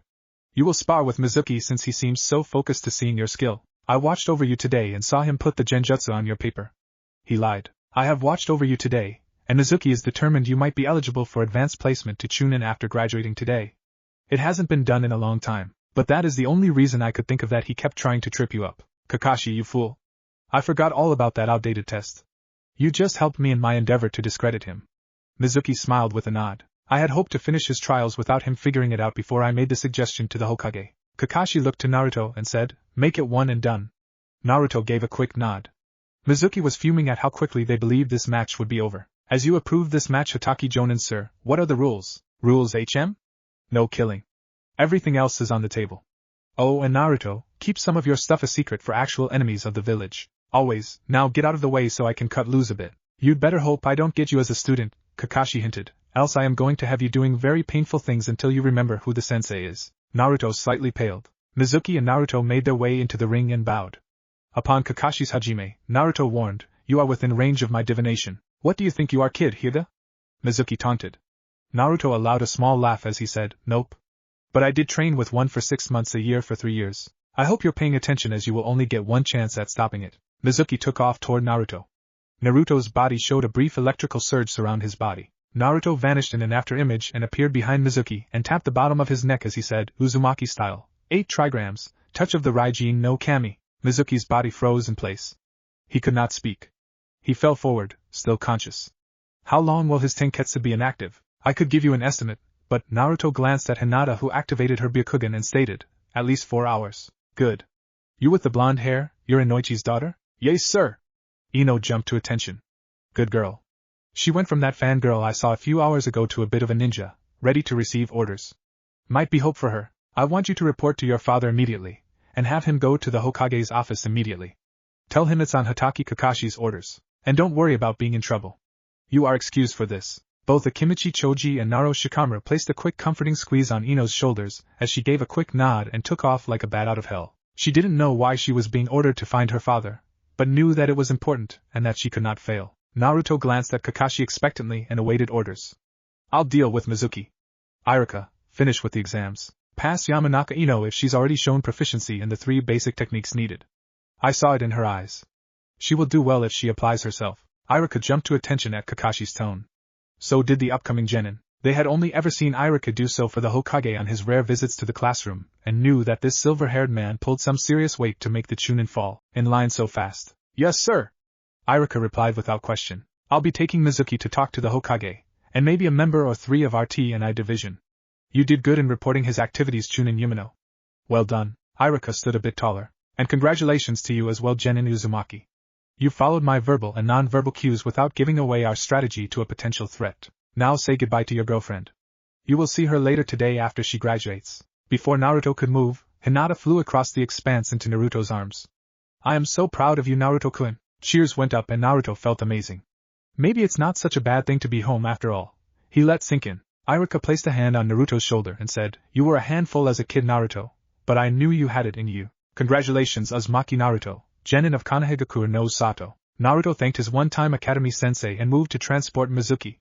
2 Anbu appeared to take him, but were stopped by Kakashi. The Anbu did not like being interfered with, but with a possible mole and or traitor, Hitaki Kakashi was taking no chances. A few hours later, to his surprise, Mizuki was freed, and all charges dropped. Someone high up either really liked him, or really hated the Uzumaki, but it was also a good thing he'd been trained to redirect Yamanaka techniques by his one true master. Mizuki made his way up to Hokage's office and was surprised that there were no traps set, nor seals to prevent the theft of priceless artifacts. Mizuki inspected the legendary scroll of seals to ensure it was the real deal and not a trap set for him. After taking the scroll, he raced through the night, on rooftops with the least amount of light, and through darkest alleys when Anbu patrols were within range of his senses. He forced his chakra down as much as he could to avoid arousing suspicion.